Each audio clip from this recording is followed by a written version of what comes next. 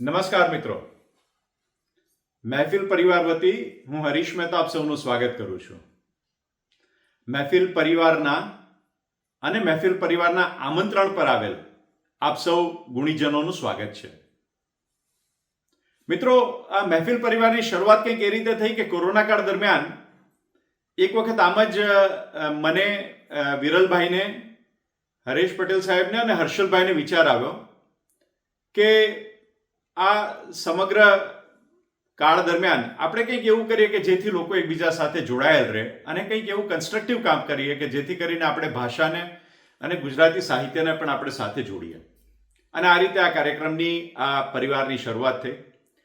4 લોકોના વિચાર બીજથી શરૂ થયેલ કાર્યક્રમ આજે લગભગ 450 થી 500 મિત્રો ઓસ્ટ્રેલિયાથી અમેરિકા સુધી સમગ્ર વિશ્વ ફલક પર આ પરિવાર સાથે જોડાયેલ છે. અને અત્યાર સુધીમાં આપણે લગભગ 20 થી 22 જેવા ઓનલાઈન કાર્યક્રમો કર્યા છે. આપણી ખૂબી એ છે મિત્રો કે બધા જ કાર્યક્રમો ઓનલાઈન હોય છે, નિઃશુલ્ક હોય છે, અને જેને કહેવાય કે આમાં જે જોડાયેલા મિત્રો છે એ પોતાના ગાંઠના ગોપીચંદનથી આ કાર્યક્રમોને આમ જ સાથ આપતા રહે છે. પરિવારના મિત્રો અત્યાર સુધીમાં લગભગ 20 થી 22 કાર્યક્રમો કર્યા છે અને ગુજરાતી ભાષાના સાહિત્યકારોએ આપણને ઘણો સાથ આપ્યો છે અને વિવિધ કાર્યક્રમો થયા છે. આ કાર્યક્રમ જે મહેફિલ પરિવારની શરૂઆત થઈ એનો સૌથી પહેલો કાર્યક્રમ મસ્તી અમસ્તીના નામે આપણે રહીશભાઈની સાથે કર્યો હતો. ત્યારબાદ જ્યારે કવિવર રાજેન્દ્ર શુક્લા આપણી સાથે જોડાયા ત્યારે એ કાર્યક્રમમાં આપણી સાથે મુકુલભાઈ પણ જોડાયા હતા એક પડાવ પર. અને આજે એક સુભગ સમન્વય છે કે આજે રહીશ ચોકસી અને મુકુલ મણિયાર એ બંને આ કાર્યક્રમમાં આપણી સાથે જોડાઈ રહ્યા છે. આ કાર્યક્રમનો વિચાર કંઈક એમ આવ્યો કે એક વખત મેં રહીશભાઈની ફેસબુક પોસ્ટ જોઈ અને એમાં મિત્ર રાઠોડ દ્વારા જે સુરતમાં એક કાર્યક્રમ થવા જઈ રહ્યો હતો અને એ બહુ કેચી પોસ્ટર મને લાગ્યું. પછી મેં એને ફોલો કર્યું અને એ કાર્યક્રમ જ્યારે પૂરો થયો એના પછીના એના ફીડબેક્સ જોયા અને બરાબર ત્યારે જ યુદ્ધ શરૂ થયું. એટલે રહીશભાઈ બહુ પ્રિય મિત્ર છે, એમને મેં ફોન કર્યો અને મારા મગજમાં વિચાર આવ્યો કે રહીશભાઈ, અત્યારે વિશ્વને જ્યારે જ્યારે જરૂર પડે છે ને ત્યારે જ્ઞાન કામે આવે છે. અને જ્ઞાનનો ક્યાંથી કામ આવે છે, જ્ઞાન ક્યાંથી આવે છે? તો જ્ઞાન કાં તો ધર્મ આપે છે અને કાં તો સાહિત્ય આપે છે. તો આજે આપણે, તમે બંને ડોક્ટર મિત્રો છો, તો આપણે વિશ્વને ડિટોક્સ કરીએ તમારી વાતોથી. અને બંને પરિવારના ઘણા સારા મિત્રો છે અને બંને આપણા પરિવારના મિત્રોએ તરત હા ભણી દીધી અને એ રીતે આ કાર્યક્રમ આજે અહીંયા થવા જઈ રહ્યો છે. તો મહેફિલ પરિવારમાં આજે ડિલાઇટફુલ દેશી ડિટોક્સ આ બે ડોક્ટર્સ એમના વાણી વૈભવથી કરવા જઈ રહ્યા છે. આ બંનેની 43 વર્ષની યાત્રા, મિત્ર યાત્રાની એક રંગીલી વાતો આજે આપણે કરીશું. બંનેમાં બહુ સમન્વય છે. બંને ગઝલકાર છે, બંને ડોક્ટર છે અને અગત્યની વાત એ છે કે એ બેઉ સાહિત્યના કોઈ ઝોનરથી બંધાયેલા નથી. આમ તો એ બેઉને બાંધી શકે એવા છે જ નહીં, પણ કોઈ સાહિત્યના ઝોનરમાં પણ બંધાયેલા નથી. સમગ્ર સાહિત્ય ફલક પર એમનું વિસ્તાર છે. તો આજે એમના એ સાહિત્ય ફલકના વિસ્તારની, એમના વાણી વૈભવની અને બંને ડોક્ટરોની ડિટોક્સ કળાનો આપણે લાભ લઈએ. આપ સૌનું ફરી એકવાર સ્વાગત છે. અને મિત્રો, નીચે હું લિંકમાં મહેફિલ પરિવારમાં જોઈન થવા માટે, આમ તો એક બહુ સીધી સાદી વાત છે, આપણે સૌ વોટ્સએપ પર ભેગા થયા હોઈએ છીએ. વોટ્સએપ ગ્રુપ છે, તો એ ગ્રુપમાં આપ જોડાવા માંગતા હોય તો એની લિંક નીચે હું આપીશ. તો આપનું પણ સ્વાગત છે. અને ફરીથી આપ સૌનું સ્વાગત. એક અંતિમ વાત, મેં હમણાં જે અલગ અલગ કાર્યક્રમોની વાત કરી એ બધા જ કાર્યક્રમો આ ચેનલ પર તમે નીચે જશો તો એની અંદર તમને વિડીયોઝમાં જોવા મળશે. તો આપ એનો પણ આનંદ લઈ શકો છો. અને ખાસ અગત્યની વાત, આવો આ યુદ્ધના માહોલમાં આજે આ બંને ડોક્ટર મિત્રોના વાણી વૈભવથી આપણે ડિટોક્સ થઈએ. આપ સૌનું ફરી એકવાર સ્વાગત. નમસ્કાર.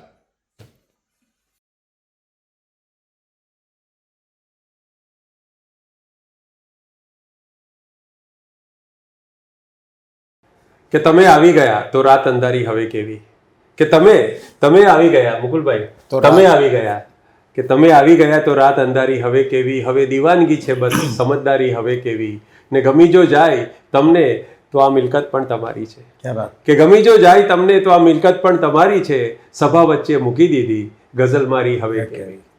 તો હું રઈસ ચોકસી અને હું મુકુલ મનિયાર આજે તમારી સાથે ગઝલ અને નઝમ અને થોડી પર્સનલ વાતો એનો ખજાનો લઈને આવ્યા છીએ. કહ્યું છે કે એક વોરનો સમય છે અને બહુ કપરી પરિસ્થિતિ છે દુનિયામાં. શાંતિ અને સલામતી જેવા શબ્દો પોતે ભયમાં છે, જોખમમાં છે. તો તમે એક વર્ષો પહેલા એક મુક્તક લખેલું મને યાદ આવે છે. શું? હા બોલું? હા બોલો પ્લીઝ. એ દાયકાઓ પહેલાંની વાત છે. એમાં એક જ શબ્દ બદલાય છે, જે કન્ટ્રી બદલાય છે ખાલી, જી, કે કहीं पे जुर्म होता है और कहीं पे जोर होता है, कहीं पे जुर्म होता है कहीं पे जोर होता है, वहाँ कुछ और होता है और यहाँ कुछ और होता है, अगर कुछ फर्क है ईरान और इंडिया में तो ये है, अगर कुछ फर्क है ईरान और इंडिया में तो ये है कि वहाँ पे वॉर होता है और यहाँ पर शोर होता है. તો આપણી ટેવ છે, આપણે લડતા નથી, આપણે અવાજ કરીએ, ઘૂકીરો કરીએ, પણ આપણે સૌ ભારતીયો પણ વિશ્વ માનવીઓ છે અને તમે તો મહેફિલ સંસ્થાના સૌ મિત્રો વિશ્વભરમાં અલગ અલગ ખૂણામાં છવાયેલા છો. તો આવી પરિસ્થિતિમાં સ્વાભાવિક છે કે આપણને સંવેદના જાગે, કરુણા જાગે, નિસહાયતાનો, લાચારીનો પણ અનુભવ થાય. તો અમે બંને મિત્રોએ નક્કી કર્યું, હરીશભાઈની ખાસ ઈચ્છા હતી ત્યાં બેઠા બેઠા, જુબેલમાં બેઠા બેઠા, કે આપણે બધા જ મહેફિલના જે મિત્રો છે અલગ અલગ જગ્યાએ છવાયેલા, એ બધા મિત્રોને એકઠા કરીએ અને એક ડિલાઇટફુલ દેશી ડિટોક્સ નામથી આ કાર્યક્રમ કરીએ. 2021માં મુકુલભાઈ પહેલી વાર ડી ગેંગના એવું લાગે. 2021માં જ્યારે કોરોના હતો ત્યારે આપણે આ બધી શરૂઆત કરેલી. મને લાગે છે Mehfil was one of the pioneer કે કોરોના વખતે એમણે ઓનલાઈન પ્રોગ્રામ્સની શરૂઆત કરેલી. ત્યારે તમે પણ પ્રોગ્રામ કરેલો. ત્યારબાદ બધા મિત્રોને જુબેલ સાઉદી અરેબિયા જઈને મળવાનું થયું 2024ની સાલમાં, અને 2025માં મસ્કતમાં પણ બધા મિત્રોને હું મળ્યો. તો આજે આપ સૌને મળીને એક 4 પંક્તિ રમેશ પારેખની યાદ આવે કે હો બેસુમાર ભીડ પણ રસ્તો કરી શકાય, હો બેસુમાર ભીડ પણ રસ્તો કરી શકાય, મેળામાં તું હો સાથ તો જલસો કરી શકાય, અડધો ગુનો છે મારો કે ચાહું છું હું તને, ચાહે જો તું તો આ ગુનો આખો કરી શકાય. તો આ ગુનો આપણે આખો કરીએ ભેગા થયા. બિલકુલ. અને આ તમામ ઓનલાઈન જે મિત્રો જોડાયા છે આ મહેફિલમાં, એ લોકોને હું આ 4 પંક્તિ अर्पण करूँ छूँ कि बहुत देर तक पैसों पे और अक्ल पे चले, बहुत देर तक पैसों पे और अक्ल पे चले, चलो कि आज कुछ जज्बात की मजल पे चले, आओ कि तेज करे उम्र की रफ्तार ज़रा, जो रास्ता न मिले कोई તો ગઝલ પે ચલે. ક્યા વાત. તો આ ગઝલની અને ગઝલ જેવી જ બીજી મજાની મીઠી વાતોની આ સફરમાં આજે 12મી એપ્રિલ રવિવારની સાંજે પરણેલા પોતાની પત્ની, બાળકોને ફરવા લઈ જાય, કુંવારા હોય, બેચેન હોય, પોતે પ્રેમિકા શોધવા માટે નીકળે, આળસુ માણસો પાવર સેવિંગ મોડમાં ઘરે પડી રહે, એવા સમયે તમે રવિવારની સાંજના IPL અને બીજા અન્ય વિકલ્પોને ફગાવીને આ ડિલાઇટફુલ દેશી ડિટોક્સમાં હાજર રહેવાનું નક્કી કર્યું છે. તમને અભિનંદન. ફરી એકવાર રમેશ પારેખની 4 પંક્તિ મને યાદ આવે કે શું કામ આંખમાં આવ્યું વિચારવું પડશે. મુકુલભાઈ, રમેશ પારેખ કહે છે, મારા બંનેના પ્રિય, કે શું કામ આંખમાં આવ્યું વિચારવું પડશે, બધાથી ગુપ્ત આ આંસુ નિતારવું પડશે, રમેશ ભાગ તરત ભાગ કોરા કાગળમાં, સમયનું ઝેર ચડ્યું છે ઉતારવું પડશે. ક્યા વાત છે. તો આ સમયનું ઝેર છે, જે આ ટોક્સિસિટી છે, એ તમને અમને બધાને ચડતી રહે છે. કવિતા લખવી, કવિતા સાંભળવી, સાહિત્ય લખવું, સાહિત્ય સાંભળવું, શબ્દની સંગતિ સેવવી, એ સમયનું ઝેર ઉતારવાનો એક પ્રયાસ છે. અને એટલે જ રાજેન્દ્ર શુક્લ એ લખ્યું છે કે ગામ લોક સૂતા છે રેશમી રજાઈમાં, ગામ લોક સૂતા છે રેશમી રજાઈમાં, ને કોક બેઠા જાગે છે આ ગઝલ સરાઈમાં. ક્યા વાત. તો મુકુલભાઈ અને હું, અમારી જોડી આમ તો લગભગ 43 વર્ષોથી છે એમ કહું તો અમારી ઉંમરનો તમને સાચો અંદાજ આવવાની સંભાવના રહે છે, એટલે આપણે વર્ષોને ભૂલી જઈએ. પણ અમે જે રીતે માઇક અને મંચના ભાગ પાડ્યા છે, તો મુકુલભાઈ તમારી 4 પંક્તિ છે કે માઇક હું થાઉં અને તું મંચ થા, ખાઉં હું ડિનર અને તું લંચ ખા, કે ગામનું કલ્યાણ કરીએ આપણે હું તલાટી થાઉં ને તું સરપંચ થા. ક્યાં વાત, બહોત અચ્છે. તો કવિઓ પાસે આપણા 7/12ના ઉતારા હોય છે, આપણા અંતરનો એક્સરે હોય છે. મુકુલભાઈ અત્યારે તો સાયકિયાટ્રિસ્ટ તરીકે અને સેક્સોલોજિસ્ટ તરીકે પ્રેક્ટિસ કરે છે, પણ જે સાયકિયાટ્રીમાં પણ કામ આવે એવી કવિતાઓ ઘણી એમણે લખી છે. એમનું એક મુક્તક જે અનેક વાર એ પોતે ભાગ્યે જ બોલે છે, પણ અનેક નાટકોમાં અને અનેક સ્ટેજ શોઝમાં એન્કર્સ બોલતા હોય છે. અને કોઈ બે વ્યક્તિ વચ્ચે જ્યારે વિવાદ હોય, જ્યારે સમજૂતી ના હોય, ત્યારે આ મુક્તક ખાસ બોલવામાં આવતો હોય છે. મુકુલભાઈ, મારું એક મુક્તક તમે રજૂ કરશો, તમારું એક મુક્તક હું રજૂ કરીશ. મુકુલભાઈ કહે છે કે કિસ્સો કેવો સરસ મજાનો છે, કિસ્સો કેવો સરસ મજાનો છે, બેઉ વ્યક્તિ સુખી થયાનો છે. કે કિસ્સો કેવો સરસ મજાનો છે, બેઉ વ્યક્તિ સુખી થયાનો છે, પલ્લુ તારી તરફ નમ્યાનો તને, મુજને આનંદ ઊંચે ગયાનો છે. કે પલ્લુ તારી તરફ, જીવનમાં આ જ રીતે બે પલ્લા કદી સરખા નથી હોતા. એક તરફ પલ્લુ નમે તો બીજાએ ઊંચે જવાનો આનંદ. પલ્લુ તારી તરફ નમ્યાનો તને, મુજને આનંદ ઊંચે ગયાનો છે. ખૂબ નાની ઉંમરે એમણે, મને લાગે MDની ડિગ્રી લીધી એ પહેલાં, એમણે જે સાયકિયાટ્રીની ડિગ્રી લીધી એ પહેલાં લખેલું આ મુક્તક છે.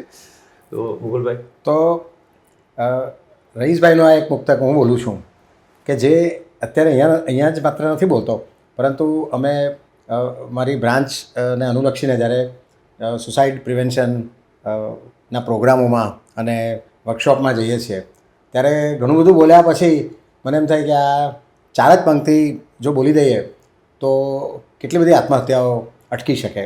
તો આ પેશે ખિદમત છે રઈસ ચોકસીનું આ મુક્તક કે આ ખાલી ખિસ્સાને ખંખેરતા ઘણું નીકળ્યું. આ ખાલી ખિસ્સાને ખંખેરતા ઘણું નીકળ્યું, સિલક સફરની અનુભવનું રોકડું નીકળ્યું.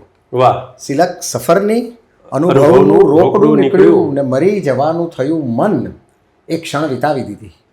મરી જવાનું થયું મન એક ક્ષણ વિતાવી દીધી ને પછીની ક્ષણમાં ઘણું જીવવા સમૂહ નીકળ્યું. ક્યાં વાત. તો આ વાત છે કે એક વ્યક્તિ અચાનક એણે ગુજરી જવું હોય અને અથવા તો બધું છોડી દેવું હોય તે વખતે જો એક ક્ષણ જો વિતાવી દે છે તો મરી જવાનું થયું મન એક ક્ષણ વિતાવી દીધી, પછીની ક્ષણમાં ઘણું જીવવા નીકળ્યું.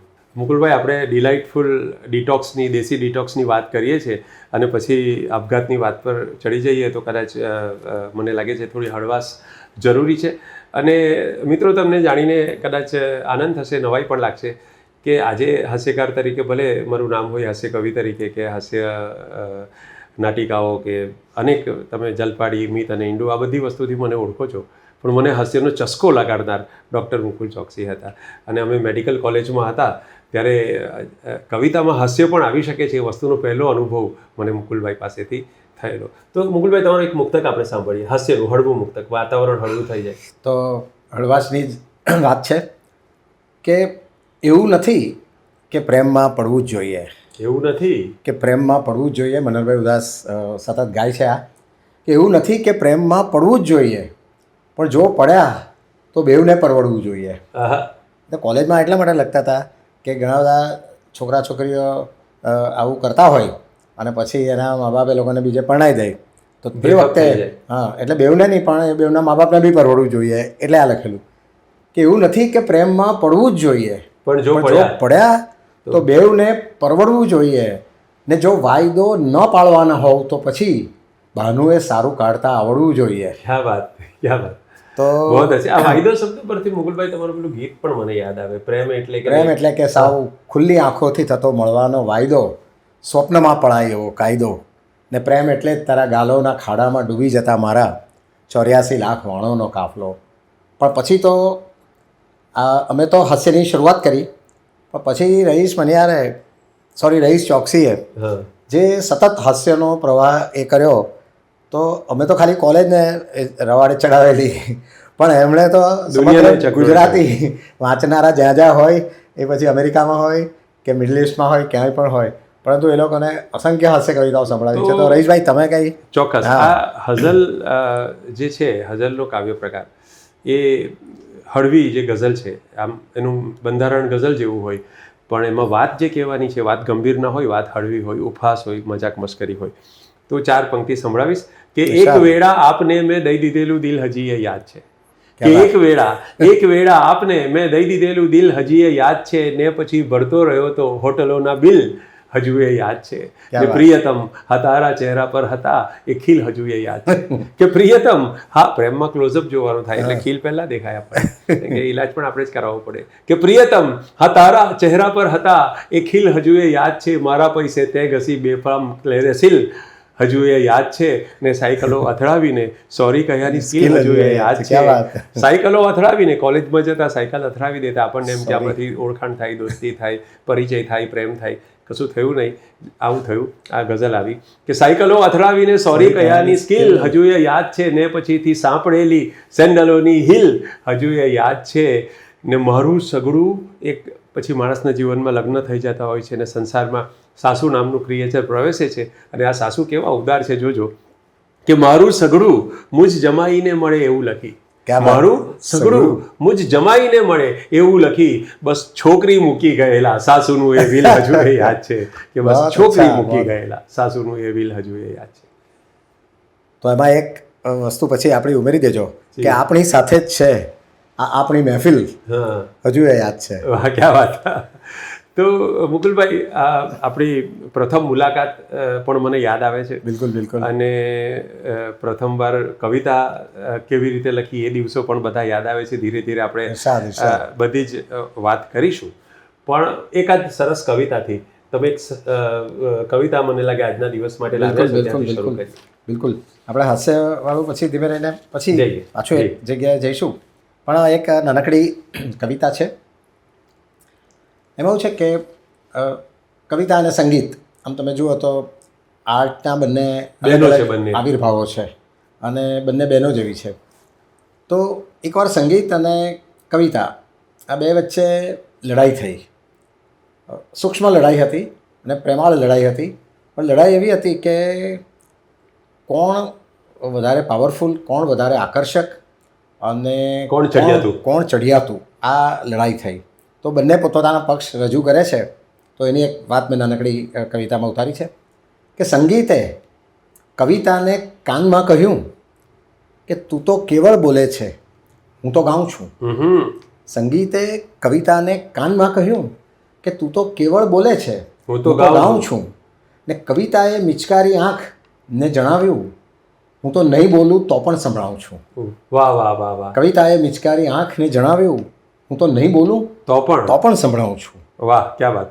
હવે કવિતા કહે છે આગળની વાત કે કવિતા કહે છે કે મારા અર્થો અનેક સૌને જુદી જુદી રીતે સમજાવું છું. વાહ. કવિતામાં આપણે જોઈએ છે કે આપણે વાંચીએ પછી 2 દિવસ પછી એનો અર્થ જુદો લાગે 2 વર્ષ પછી જુદો લાગે અને ગાલિબમાં જેમ છે કે 200 વર્ષ પછી તદ્દન જુદો લાગે. તો આ કવિતાની મજા એ છે કે એના અર્થો અલગ અલગ હોય છે. તો કવિતા કહે કે મારા અર્થો અનેક સૌને જુદી જુદી રીતે સમજાવું છું.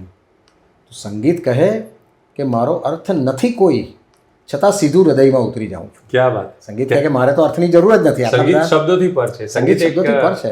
બિલકુલ અનુભૂતિ છે. અનુભૂતિ છે, અમૂર્ત છે, એબ્સ્ટ્રેક્ટ છે. It's a height of abstraction. તો એ કહે છે મને કોઈ અર્થની જરૂર જ નથી. તને બહુ બધા અર્થની જરૂર છે એટલે તારા ઘણા બધા અર્થ છે. તો આ વાત આગળ ચાલે છે. પછી સંગીત આગળ કહે છે સંગીત કહે છે કે સંગીત કહે કે હું તો સંગતમાં તબલા ને પેટીને તાનપુરા લાવું છું. સંગીત કહે કે હું તો સંગતમાં તબલા ને પેટીને તાનપુરા લાવું છું. તો કવિતા કહે કે હું તો નટખટ પ્રેમિકા વગર સંગાથે એકલી જાઉં છું. વાહ વાહ વાહ ક્યાં વાત. કવિતા કહે છે કે ભાઈ તારે આટલો બધો રસાલો જોઈએ કારણ કે તું પરફોર્મન્સ કરવા માંગે છે પણ હું તો પ્રેમ કરવા માગું છું. તો આ એક નાની વાત છે કે સંગીત કહે છે હું તો સંગતમાં તબલા ને પેટીને તાનપુરા લાવું છું. તો કવિતા કહે કે હું તો નટખટ પ્રેમિકા વગર સંગાથે એકલી જાઉં છું. પછી જરાક કટુતા આવે છે એમાં આ વાગયુદ્ધમાં કે કવિતા કહે સંગીતને કહે છે કવિતા કહે કે તું તો વરઘોડા જેવી નકામી જગ્યાએ સંભળાય છે. વરઘોડા આમ તો કામના હોય છે. કેટલાક લોકોના જીવનમાં યાદ રાખવા જેવા ખાલી વરઘોડા જ હોય છે પણ એ જે ઘોંઘાટ કરે છે અને જોર જોરથી કાલા કૌવા કાટ ખાયેગા એમ કરીને આપણા કાન કાટ ખાય છે તો એથી કવિતા સંગીતને બે નથી ગમતા. તો કવિતા કહે કે તું તો વરઘોડા જેવી નકામી જગ્યાએ સંભળાય છે. તો સંગીત કહે કે તું એ છાપામાં પ્રગતિને બીજા દાડે પસ્તી થઈ જાય છે. વાહ વાહ વાહ. આ બંને એકબીજાના અવગુણો બતાવે બતાવે છે. છે. પણ પછી એ લોકોને થયું કે ના ના આવું તો કટુતા નથી લાવવી. એટલે સંગીત કહે કે હું તો માતાના વાલ સોયા હાલરડામાંથી રેલાઉં છું. માં જ્યારે ગાય છે અને બચ્ચાને હીંચે છે તો જગતનું શ્રેષ્ઠ સંગીત છે આયુર્વા કે સંગીત કહે કે હું તો માતાના વાલ સોયા હાલરડામાંથી રેલાઉં છું. તો કવિતા કહે કે હું તો બાળકની કાલી ઘેલી વાણીમાંથી પ્રગટ થાઉં છું. વાહ. આ બે એવી જગ્યાઓ છે કે જેમાં સંગીત એની પરમ ઊંચાઈએ છે. પણ મને થયું કે આ તો બહુ લાંબુ ચાલવાનું એટલે મેં પછી સમાધાન કરાવ્યું આ બેને, જેમ અમે લોકો પ્રોફેશનલી કરાવતા હોઈએ છીએ. એમ એક આર્બિટ્રેટર તરીકે મેં સમાધાન કરાવ્યું કે સંગીતને કવિતાના આ મીઠા ઝઘડામાં વચલો રસ્તો હું શોધી લાવું છું. કે સંગીતને કવિતાના આ મીઠા ઝઘડામાં વચલો રસ્તો હું શોધી લાવું છું. મેં તો કહ્યું કે તમે એક જ નદી છો જેના બંને કાંઠેથી હું ભીજાઉં છું. વાહ વાહ વાહ વાહ. તો આ બે કાંઠાવાળી એક નદી, એ નદી એટલે આપણું એસ્થેટિક્સ, આપણું આર્ટ્સ, આપણી સંવેદના, અને જેના બે કાંઠામાં એક કવિતા છે ને એક સંગીત છે. ક્યાં વાત. તો મુકુલભાઈ, આ ઘણીવાર હું વિચારું કે આ કવિતા આપણને શું દેખાડે છે. તમે વરઘોડાની વાત કરી તો આમ વરઘોડો પસાર થતો હોય તો આપણે બધા સામાન્ય માણસો વરને જુએ, વરમાં લેવાનું ના હોય તો ઘોડાને જુએ. પણ પેલા કવિની જે નજર છે એ કવિની નજર એ વરઘોડાની ધારે ધારે પેલા માથા પર પેટ્રોમેક્સ ફાનસ ઉચકીને જે ચાલતા મજૂરો હોય એના પર પડે. અને નરેશ કુમાર શાહ, તમારા ને મારા બંનેના પ્રિય કવિ, એમનો એક શેર મને યાદ આવે છે. કવિની નજર કેવી છે, કવિની દ્રષ્ટિ કેવી છે, એની મારે વાત કરવી છે. કે ચિરાગ બન કે જલે હૈ તુમ્હારી મહેફિલ મેં. ચિરાગ બન કે, એ વરઘોડાનું દ્રશ્ય યાદ કરજો જ્યાં બધા લોકો મોંઘા કપડાં પહેરીને ડાન્સ કરી રહ્યા છે અને એમને અજવાળવા માટે માથા પર પેટ્રોમેક્સ લઈને, લાઇટો લઈને કિચનની ગરીબ લોકો ઊભા છે.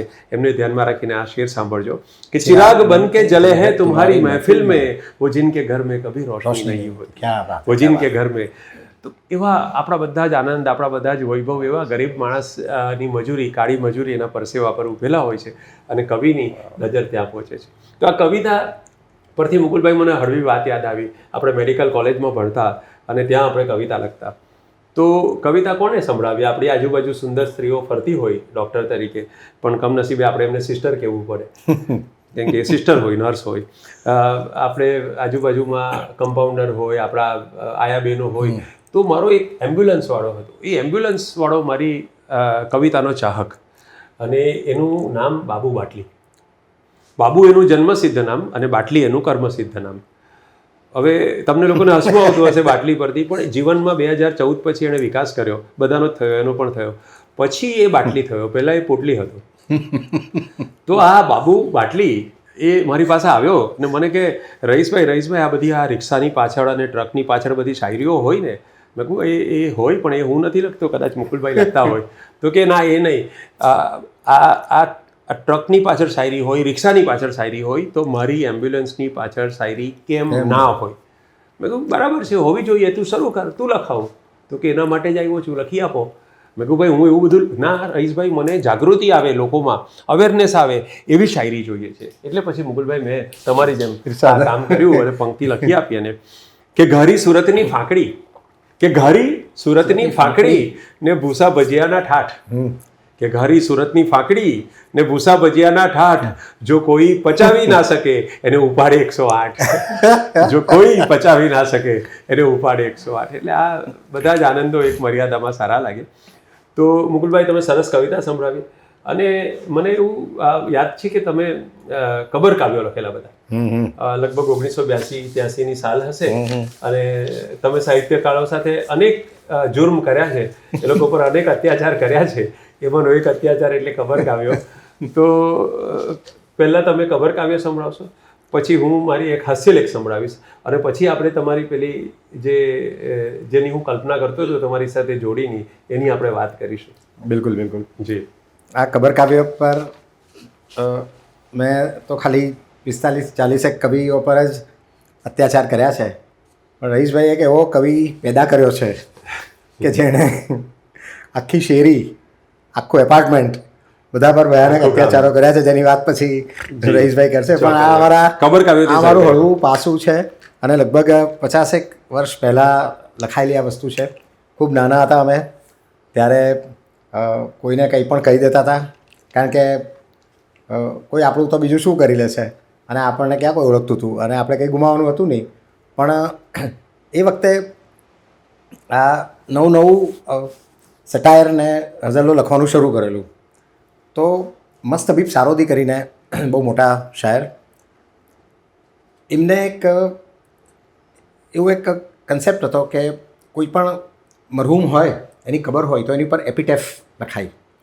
તો એણે શું કરેલું કે સુથારની કબર પર કેવો એપિટેફ હોય, પછી લુહાર ને દરજી ને ધોબી ને આ બધા કવિઓની ધારો કે કબર હોય એટલે વ્યવસાય પસંદ કરેલા, અને એ દરેક પર એ લખ્યો હતો.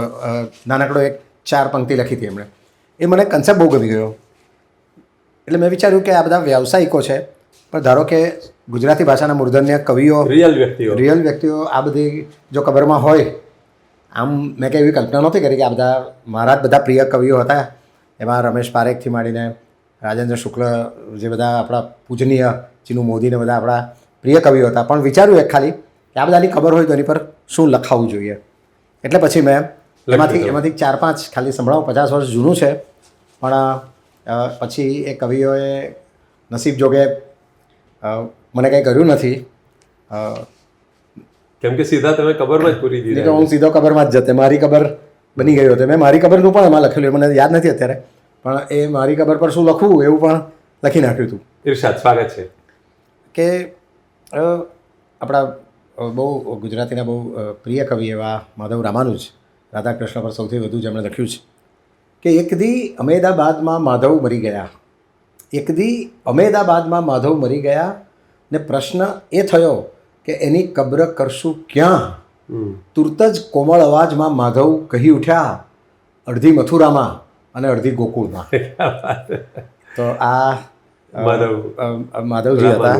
પણ એક ધીરુભાઈ પરીખ, કવિલોકના દાયકાઓ સુધી તેઓ સંપાદક રહ્યા, અને ઘણા લોકો યુવા કવિઓ તે જમાનામાં એમને કવિતાઓ લખીને મોકલતા, અને તેઓ પરત મોકલે તો એક ચોક્કસ એક જ વાક્ય લખીને મોકલતા. જો કોઈ કવિ આ સાંભળશે તો એને તરત યાદ આવશે વર્ષો જૂના એમના એક લીટીના પોસ્ટકાર્ડ. તો ધીરુભાઈની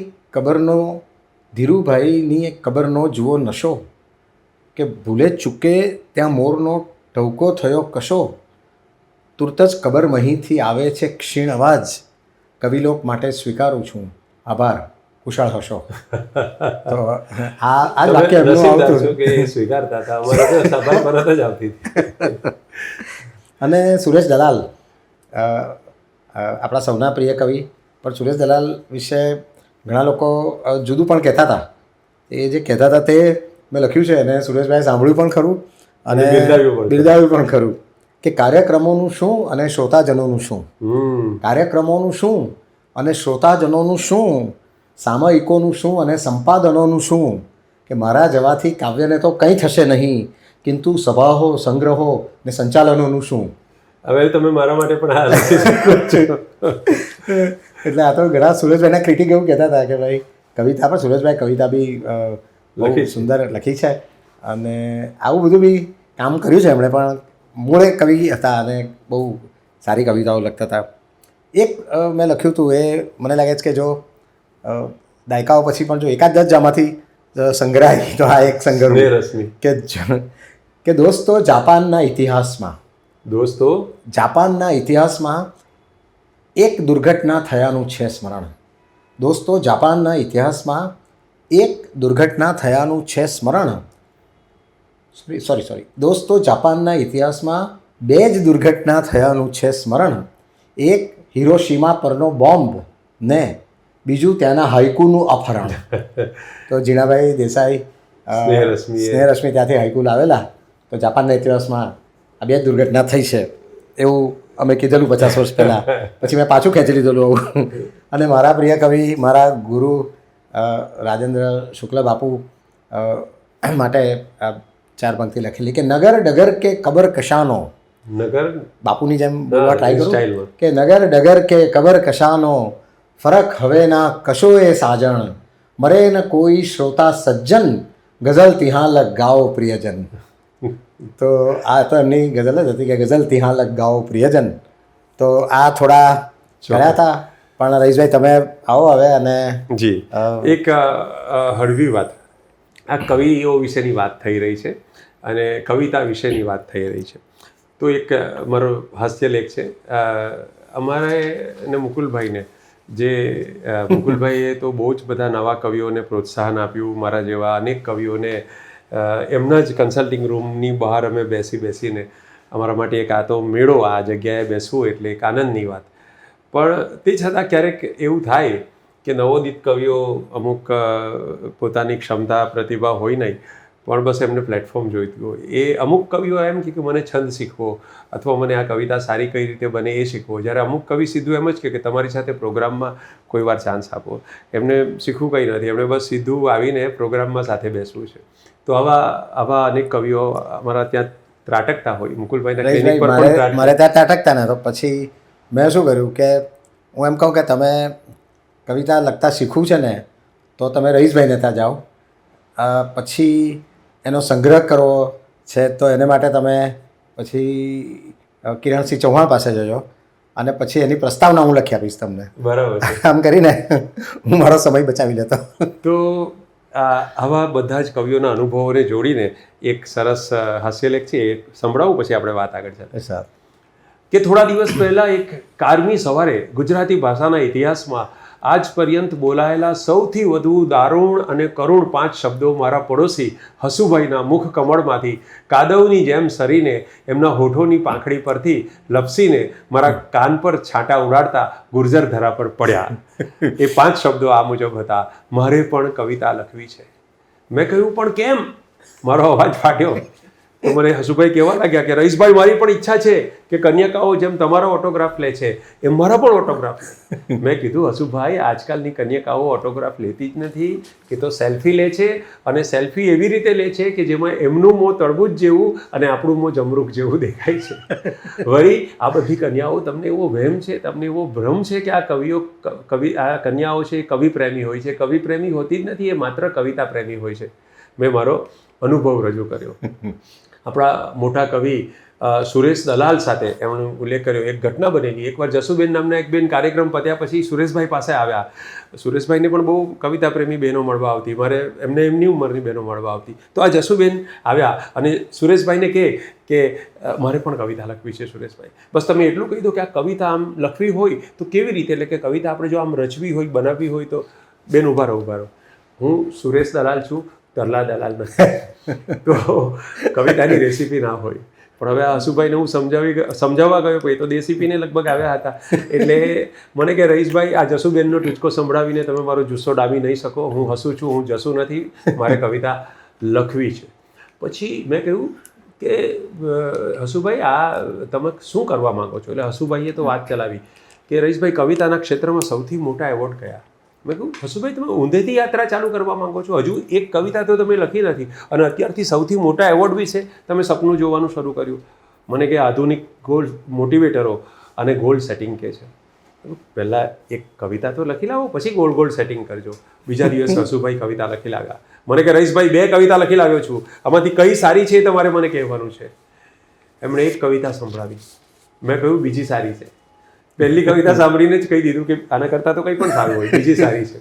હસુભાઈ એમની આ 2 કવિતાઓ 2 જોડિયા બાળકોની જેમ સામાયિકોમાં છપાવવાના ડઝનેક નિષ્ફળ પ્રયાસ કર્યા. સંપાદકોએ એમની નવજાત કવિતાને દૂધ પીતી કરી. એટલે પછી હસુભાઈએ મારી લાચાર થઈને મારી મદદ માંગી. તો હતાશામાં સરી પડેલા હસુભાઈમાં આશાનો સંચાર કરવા માટે મારી પડતર જૂની ડાયરી મેં એમને ભેટ આપી. મેં કહ્યું, હસુભાઈ, તમારી કવિતા કોઈ છાપે કે ન છાપે, પણ તમારી કવિતાનું સાચું સ્થાન આ ડાયરીમાં છે. પૃથ્વી પર પ્રલય ન થાય ત્યાં સુધી અથવા ઉદય ન લાગે ત્યાં સુધી તમારી કવિતા આ ડાયરીમાં માનભેર રહેશે. પ્રોત્સાહિત થઈને તો 15 દિવસમાં આખી ડાયરી ભરીને લઈને આવી ગયા. મારી પાસે બીજી ડાયરી માંગવા આવ્યા. મેં બીજી ડાયરી આપી. હરખભેર મારો બગલ થેલો પણ જૂનો એમને આપી દીધો.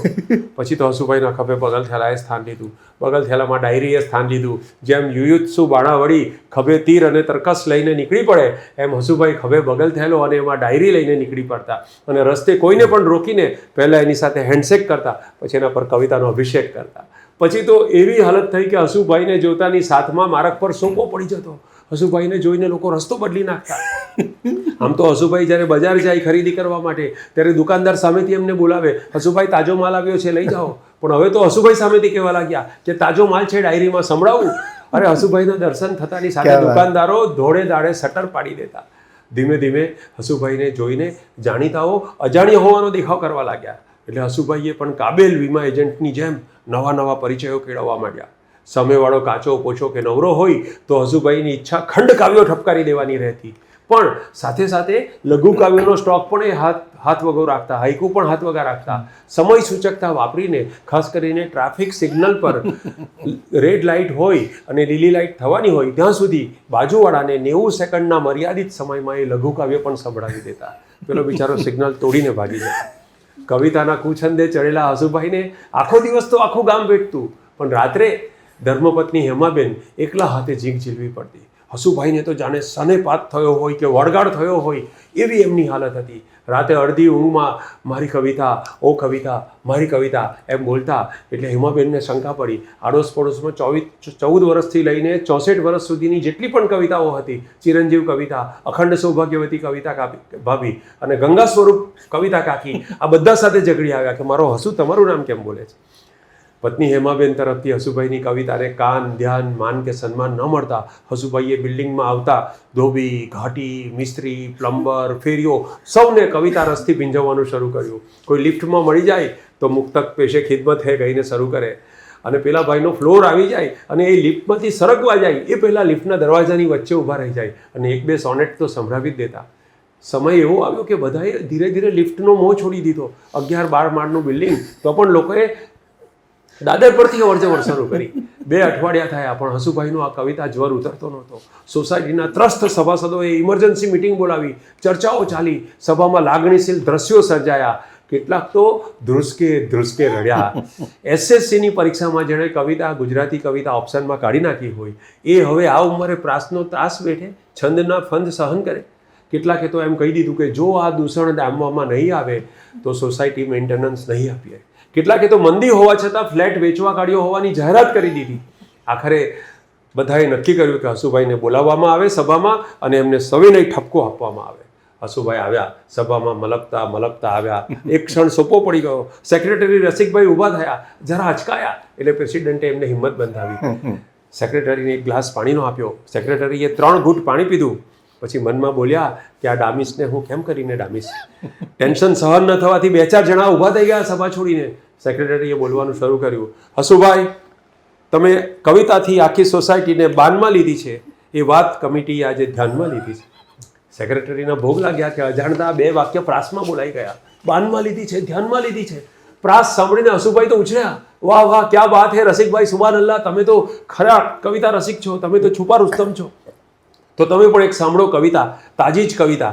એમ કરીને હસુભાઈએ શરૂ કરી દીધું. પેલા બધા સોસાયટીના સભ્યો એકદમ સખંજામાં આવી ગયા. ધન્ય થયો આજે અવતાર આખો, ભેગો થયો સોસાયટીનો પરિવાર આખો. મારી કવિતા સાંભળવા આપ સૌ આતુર, એ જાણી હું હર્ષાતુર. આપ સૌના ચહેરા હસું થાય, એ જોઈને મને મનમાં કશું થાય. ઉમાશંકરથી ઉમદા સુંદરમથી સવાઈ, મારી કવિતા સૌએ સાંભળી છૂટી છવાઈ. આજે સંભળાવી શકું જથ્થાબંધ, તેથી જ કર્યો આ મીટિંગનો પ્રબંધ. નહીં રાખું સહેજે કચાસ, કવિતા સંભળાવીશ પૂરી 50. હસુભાઈની આ દશા જોઈને અમુકને લાગ્યું કે આ તો ગ્રહ દશા છે. બીજા અમુકને લાગ્યું કે આ મગજમારીનું કારણ ચોક્કસ કોઈ મગજની બીમારી છે. બધા પડોશીઓ ભેગા થઈને એમને જ્યોતિષી પાસે લઈ ગયા. જ્યોતિષી એમની કુંડળી જોઈ, પછી એમનો હાથ જોવાના બદલે પોતાના હાથ ઊંચા કરી દીધા કે આમાં કંઈ થાય નહીં. એમને ભુવા પાસે લઈ જવામાં આવ્યા. તો ભુવાએ મંત્રેલા દાણા આપ્યા. હસુભાઈ તો પોપકોર્નની જેમ ખાઈ ગયા દાણા. તો પણ એમના મનમાં ધાણીની જેમ કવિતા ફૂટતી જ રહી. અને વાતમાં હસુભાઈ સામેથી થોડા સિંગદાણા એ ભુવાને આપી આવ્યા હતા. એ સિંગદાણા ભુવાએ ખાધા પછી કહે છે કે ભુવો કવો થઈ ગયો. આખરે બધા હસુભાઈને પકડીને માનસિક બીમારીના ડૉક્ટર પાસે લઈ ગયા. ડૉક્ટરે હિસ્ટ્રી શીટ કાઢી અને પેન લઈને પૂછ્યું કે નામ. હસુભાઈ બોલ્યા, શેક્સપિયરે કહ્યું હતું what is there in a name. ડૉક્ટરને તો આ રોજનું હતું એટલે એમણે આગળ ચલાવ્યું. કોઈ પણ 2 સગા સંબંધી સ્વજનના નામ લખાવું ફોર્મમાં ભરતા હતા. હસુભાઈ બોલ્યા કાલિદાસ. રવિન્દ્રનાથ. ડૉક્ટરે ઉપર છેલ્લી વિગત નોંધી લીધી, પછી છેલ્લો એમનો સ્ટાન્ડર્ડ સવાલ કર્યો. દરેક ડૉક્ટર, માનસિક રોગના ડૉક્ટર પાસે ગયા હો કમનસીબે તો તમને ખબર હશે કે ડૉક્ટર એમ પૂછે કેવું લાગે છે. મુકુલભાઈ પણ પોતાના દર્દીને પહેલો સવાલ આ જ પૂછે કેવું લાગે છે. એટલે ડૉક્ટરે હસુભાઈને પૂછ્યું કેવું લાગે છે. હસુભાઈએ કહે મનમાં વસંત છે, મજા અનંત છે, સઘળું જીવંત છે. એ ડૉક્ટર પણ બોલ્યા કેસ અર્જન્ટ છે, ડિફિકલ્ટ પેશન્ટ છે અને જરૂરી ઇલેક્ટ્રિક કરંટ છે, કેમ કે તમને મેનિયા નામની બીમારી થઈ છે. હસુભાઈએ ઉલટો વાર કર્યો, સાહેબ આપણા બેમાંથી કોઈ એક મેન્ટલી ઇલ છે એ તો સાચું, પણ એ બેમાંથી એક હું જ છું એવું તમે કઈ રીતે કહી શકો? ડૉક્ટર કે તમે કહેવા શું માંગો છો? હું તમારી જેમ કારણ વગર હસું છું? હસુભાઈએ જવાબ આપ્યો, અરે સાહેબ હું તો કોઈ પણ કારણ વગર હસું છું, એટલે કે તો મારું નામ જ હસું છે, પણ તમે હસી બતાવો તો હું તમને નોર્મલ સમજું.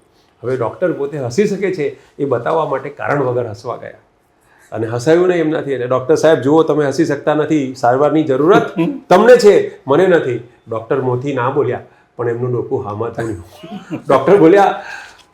હસુભાઈ બોલ્યા ડૉક્ટર દર્દીઓને જોઈ જોઈને તમારી જિંદગી મંદ અને નીરસ થઈ ગઈ છે, તમને તાત્કાલિક ધોરણે કોઈ કવિતા જેવા થ્રિલ કે વ્યસનની જરૂર છે. કોઈ પેશન્ટને પોતાની કથની સંભળાવતા ડૂમો ભરાઈને તો ડૉક્ટરના ટેબલ પર 2 ગ્લાસ પાણીના મૂકીને રાખતા. અજાણતા ડૉક્ટર એ બંને ગ્લાસ પોતે જ પી ગયા. બીજું કશું હોત તો એ પણ પી ગયા હોત. ગૂંગળામણ થવા લાગી. એસી ચાલુ હતું છતાં એમણે બારી ખોલી નાખી. એટલે હસુભાઈ તમે મને એમ કહેવા માંગો છો કે મને ડિપ્રેશન છે? મને હવે તમે સમજ્યા ડૉક્ટર સાહેબ, આમાં તો ઘણાને આપઘાત કરવાનું મન થાય. ડૉક્ટરનું 6ઠ્ઠા માળે ક્લિનિક હતું. ડૉક્ટર ઊભા થઈને ખોલેલી બારી જનરલી બંધ કરી દીધી, પડદો બંધ કરી દીધો અને છાતી પર ટપલી મારીને ઓલ ઇઝ વેલ કરવા લાગ્યા.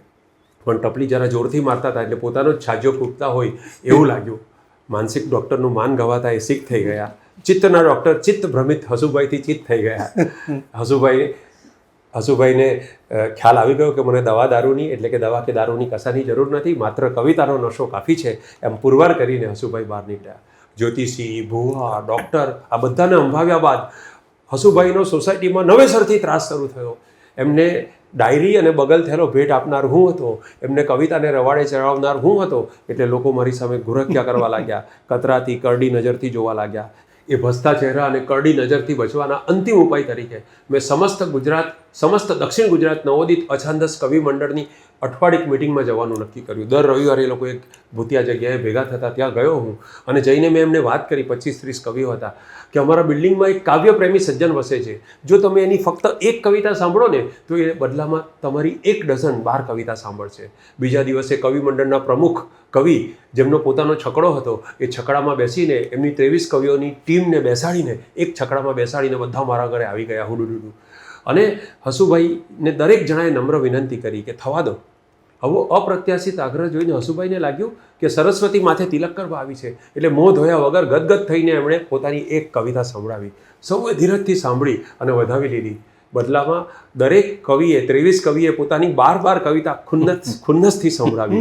23 × 12 એમ 276 કવિતા એક સામટી સાંભળીને હસુભાઈના ચિત્તમાં પિત્ત થઈ ગયો, પીઠના સ્નાયુમાં વાયુ થઈ ગયો, ગાત્રો દિલા ડફ થઈ ગયા અને છાતીમાં કફ થઈ ગયો. 3 દિવસના પ્રકોપથી ગ્રસ્ત હસુભાઈનો કવિતા જ્વર તાત્કાલિક ઉતરી ગયો. પછી તો સોસાયટીમાં બધાને આ પ્રયોગ કારગત લાગ્યો એટલે બધાએ 1-2 કવિતા મોડે કરી લીધી. જેવા હસુભાઈ દેખાય કે તરત જ એક તાજી કવિતા છે કહીને ચાલુ પડી જવાનું શરૂ કર્યું. બાળકો પણ પોતાની ક્ષમતા મુજબ હસુભાઈને લિફ્ટમાં જોતાની સાથે એકાદ હાઈકુ કે એકાદ જોડકનું તો સંભળાવી જ દેતા. છેલ્લા થોડા દિવસથી હવે એવી હાલત છે કે હસુભાઈ લિફ્ટ ટાળીને દાદર પર જ અવર-જવર કરે છે. રસ્તે મળી જતા ઓળખીતા કાવ્યપાઠી સજ્જનોથી બચવા માટે શોર્ટકટ છોડીને લોંગકટનો ચકરાવો લે છે. હમણાં એક દિવસ મને કહેતા હતા કે રઈસભાઈ ઘરાક મળે ને તો ફ્લેટ કાઢી નાખવો છે. મેં કહ્યું કેમ? તો કે નોર્મલ એરિયામાં રહેવા જવું છે. આખરે હસુભાઈએ એક સોનેરી સવારે આવીને મને કહ્યું રઈસભાઈ મેં કવિતા છોડી દેવા વિચાર કર્યો છે. મને અજબ પ્રકારની શાંતિ થઈ, ખુશી થઈ. હું રસોડામાં ગયો અને ઘી ગોળ દઈને આવ્યો અને હસુભાઈના હાથમાં ધર્યા. હસુભાઈ કે રઈસભાઈ કવિતા છોડી દેવાના વિચાર વિશે, કવિતા કેમ વ્યર્થ છે, કેમ નકામી વસ્તુ છે, એના વિશે મેં રાત્રે જ 12 કવિતા લખી નાખી છે, લ્યો સાંભળો. તો આ અમારા હસુભાઈ હતા. આ હસુભાઈની વાતમાં તમને તમારા ઘણા બધા કવિ મિત્રોનું દર્શન થયું હશે. તો આ એક જીવનમાં સૌથી વધારે આનંદ આપતી વસ્તુ છે કવિતા, પણ એ કવિતામાં વિનય વિવેક ના જળવાય તો આવી દશા થતી હોય છે. મુકુલભાઈ, તમે કવિ થયા, તમારા તો પરિવારમાં તમારા પિતાજી મનહરલાલ ચોકસી સુરતનું બહુ મોટું નામ, સુરતમાં ઉસ્તાદના નામથી જાણીતા હતા. તો એમના ઘરે પુત્ર તરીકે તમારો જન્મ થયો. પણ મને ખ્યાલ છે કે 15 વર્ષની ઉંમર સુધી તમને કવિતા પદાર્થ પ્રત્યે કોઈ આકર્ષણ નહોતું, અને મેં એમ સાંભળેલું કે તમને પતંગ ચગાવવાનો અને કૂતરા પાડવાનો બહુ શોખ હતો. બિલકુલ. એવું કૂતરા માટે તો એવું કહે છે કે તમને કૂતરાઓ પર પ્રેમ હતો એમ કેવું ખોટું છે? કૂતરાઓને તમારા પર પ્રેમ હતો. બિલકુલ બિલકુલ. મેં જોયું છે, આપણે જ્યારે સાથે ફરવા જઈએ ત્યારે કોઈ પણ ગામના કોઈ પણ પ્રદેશના નાત જાત દેશ પ્રદેશના વાળા વગર તમે કૂતરાઓને એમ ચપટી વગાડતાની સાથે વશમાં કરી લો છો. બીજું, તમારો પતંગનો શોખ મને ખબર છે કે ઉત્તરાયણ આવવાની હોય એના 6 મહિના પહેલાથી તમે પતંગ ચગાવવાનું ચાલુ કરો અને ઉત્તરાયણ જાય એના 6 મહિના પછી સુધી તમે પતંગ ચગાવો. આવું હતું. પણ આ બધામાં કવિતા ક્યાંથી આવી? તો રહીશભાઈ, વાત એવી છે કે તમે કહ્યું તેમ આ સિવાય આપણા ભમરડા અને ગિલ્લી દંડા અને લખોટાના શોખો હતા અને બાળપણ આપણું એમાં જ ગયું છે. પણ ઘરે કવિઓની અવરજવર બહુ હતી. એટલે આપણે જેને કહીએ છીએ ને કે કંઈક વાઇબ્સ તો ઘરમાં ચોકસી સાહેબ એ કવિતાના જ વાઇબ્સ હતા અને અછડતી કવિતાઓ કાન પર પડતી. ભગવતી કુમાર શર્માથી માંડીને દિલીપ મોદીથી અને અમર પાલનપુરીને બહારગામના કવિઓ આવતા, ત્રિવેદી, ચીનુ મોદીને, આદિલ મંસૂરી, ચીનુ મોદી, બધા જ. તો આ બધા કવિઓ અવરજવર થાય. લગભગ ઘરમાં 12 દિવસ કવિતાનો જ માહોલ હોય. પણ હું કોઈ દિવસ ત્યાં બેસતો નહીં. હું નીચે ગ્રાઉન્ડ ફ્લોર હતો ને ઉપર રહેતો. હું તો ઉતરીને ચાલ્યો જાઉં. કોઈ દિવસ કવિઓની સામે જોઉં પણ નહીં, કવિતાની વાત પણ નહીં કરું. અને સડનલી એક દિવસ મેં આમ જ એક કવિતા લખી નાખી. ઓનેસ્ટલી મને કોઈ છંદ આવડતા નહોતા, પણ એ લખાયેલી છંદમાં હતી અને 4 કે 5 શેરની ગઝલ હતી. 9મા ધોરણમાં હતો હું અને મેં આમ જ પપ્પાને ધરી. તો એમને પહેલાં તો ડાઉટ પડ્યો કે આવું તું ક્યાંથી લખી લાવ્યો, કારણ કે એમને તો ખબર હતી કે આ કોઈ જસ્ટ કવિતા ટાઈપનો છે નહીં, રસ નથી એને. તો તમે કાફિયા, રદીફ, છંદ બધું જ પરફેક્ટ હતું. હતું. એટલે પપ્પાને એટલે નવાઈ લાગી કે આ તે કંઈક કોઈનેમાંથી ઉઠાવી તો નથી ને. પછી એણે મને કીધું કે તું બીજી એક લખી બતાવ. તો મેં બીજે દિવસે બીજી લખી બતાવી. એટલે એમને થયું કે આ તો બરાબર છે. અને પછી તો એ મને લઈ ગયા ભગવતી કુમાર શર્માને ત્યાં પગે પડવા માટે લઈ ગયા. અને એ આમ હર્ષથી રડી પડ્યા, કારણ કે એમને એવું જ જોઈતું હતું કે એમનો દીકરો કવિ થાય. હું જ્યારે ભણતો હતો અને વચ્ચે 1 વર્ષ માટે કવિતા છોડી દીધી અને ભણવાનું છોડી દીધું અને મુંબઈ ગયો અને પાછો આવ્યો, ત્યારે પપ્પાને મેં ભણવાનું છોડી દીધું એનો કોઈ રંજ નહોતો. એમને રંજ એક જ હતો કે કવિતા નહીં છોડતો. તો આવા વાતાવરણમાં મને કવિતા આમ જ મળી. અને પછી તો મેં બધું બહુ વાંચ્યા, બધા ઉર્દુ કવિઓને બહુ વાંચ્યા, ગુજરાતીને વાંચ્યા અને એ રીતે છંદને એ આત્મસાત કર્યું. પણ એ શરૂઆતમાં ક્રાફ્ટ વિકસાવવા માટે મહેનત બી બહુ કરેલી. મારા 1-2 મિત્રો સાથે હું કવિતામાં વાત કરતો હતો, છંદમાં વાત કરવાની, બોલવાનું પણ છંદમાં જ બોલવાનું. તો આખું લેક્ચર બી છંદમાં આપી શકું. એટલે એ શીખવાનું બહુ યંગ એજમાં, વાંચવાનું, શીખવાનું, ક્રાફ્ટ, મહેનત, રિયાઝ બધું કરી નાખ્યું. મને લાગે છે 81માં આવ્યો, તરન્નુમ 22 વર્ષની ઉંમર હતી. અને પહેલી કવિતા તમારી છપાયેલી 16 વર્ષની ઉંમરે. કવિલોકમાં મેં 8 કવિતા તમારી જોયેલી. પહેલી કવિતા મારી 14 વર્ષની ઉંમરે લોક મિલાપ એ કોઈક બીજા મેગેઝિનમાં છપાયેલી, પણ તેમાંથી પછી લોક મિલાપના સંકલનમાં થયું. એ લગભગ 14 વર્ષની ઉંમરે અને 1974માં. હા. અને કવિલોકમાં તમારી 8 કવિતા લગભગ સમજો 75ની સાલમાં જોયેલી. પણ મને એક વાત યાદ એ છે કે મેં જિંદગીમાં પહેલો મુશાયરો મંચ પરથી જ રજૂ કર્યો. એ પહેલાં કોઈ દિવસ કવિ સંમેલન કે મુશાયરો મેં ઓડિયન્સમાંથી સાંભળ્યો નથી. અને તે વખતે INTનો 25 વર્ષ પૂરા થતા હતા. તો ચીનુ મુશાયરાનું આયોજન કરેલું એમણે. અને નહીં, 75માં જ INTનું 75માં એનું એ હતું. તો ત્યારે પહેલીવાર મંચ પરથી ચીનુ મોદીને બધાની સાથે ગઝલ રજૂ કરી. એટલે આ શરૂઆત હતી. આ મારી શરૂઆત તો બહુ અપેક્ષિત છે, કારણ કે કવિતાના જ વાતાવરણમાં આજુબાજુથી ઉછળ્યો. પણ રહીશભાઈ કવિતામાં આવ્યા ને, એ આના કરતાં તદ્દન પેરેડોક્સિકલ અને ઓપોઝિટ છે. તો હું વાત કરું, મારા ચોકસી સાહેબ મારા ગુરુ છે, ડૉક્ટર મુકુલ ચોકસીની પાસે જ હું શીખ્યો છું એમ કહીએ. પણ મારા કવિ બનવાની પ્રક્રિયામાં 2 ચોકસીનો ફાળો છે. એટલે હું એને હંમેશા એમ કહું છું, ચોકસીથી ચોકસી સુધીની યાત્રા કરી. હું ત્યારે મુકુલભાઈ ભરૂચ જિલ્લાના આમોદ નામના ગામમાં ભણતો હતો. 5મું, 6ઠ્ઠું ને 7મું ધોરણ હું ત્યાં ભણેલો, ચાવડિયા હાઈસ્કૂલમાં. અને નજીકની શાળામાં મારા પપ્પા આચાર્ય હતા અને ત્યાંની સ્કૂલમાં અમારા ગુજરાતીના શિક્ષક બહુ જ નબળા. એક દિવસ એ ગેરહાજર હતા, એ આવ્યા નહીં, તો એમની પ્રોક્સીમાં ચોકસી સાહેબ આવ્યા. આ ચોકસી સાહેબ અમને વિજ્ઞાન ભણાવતા.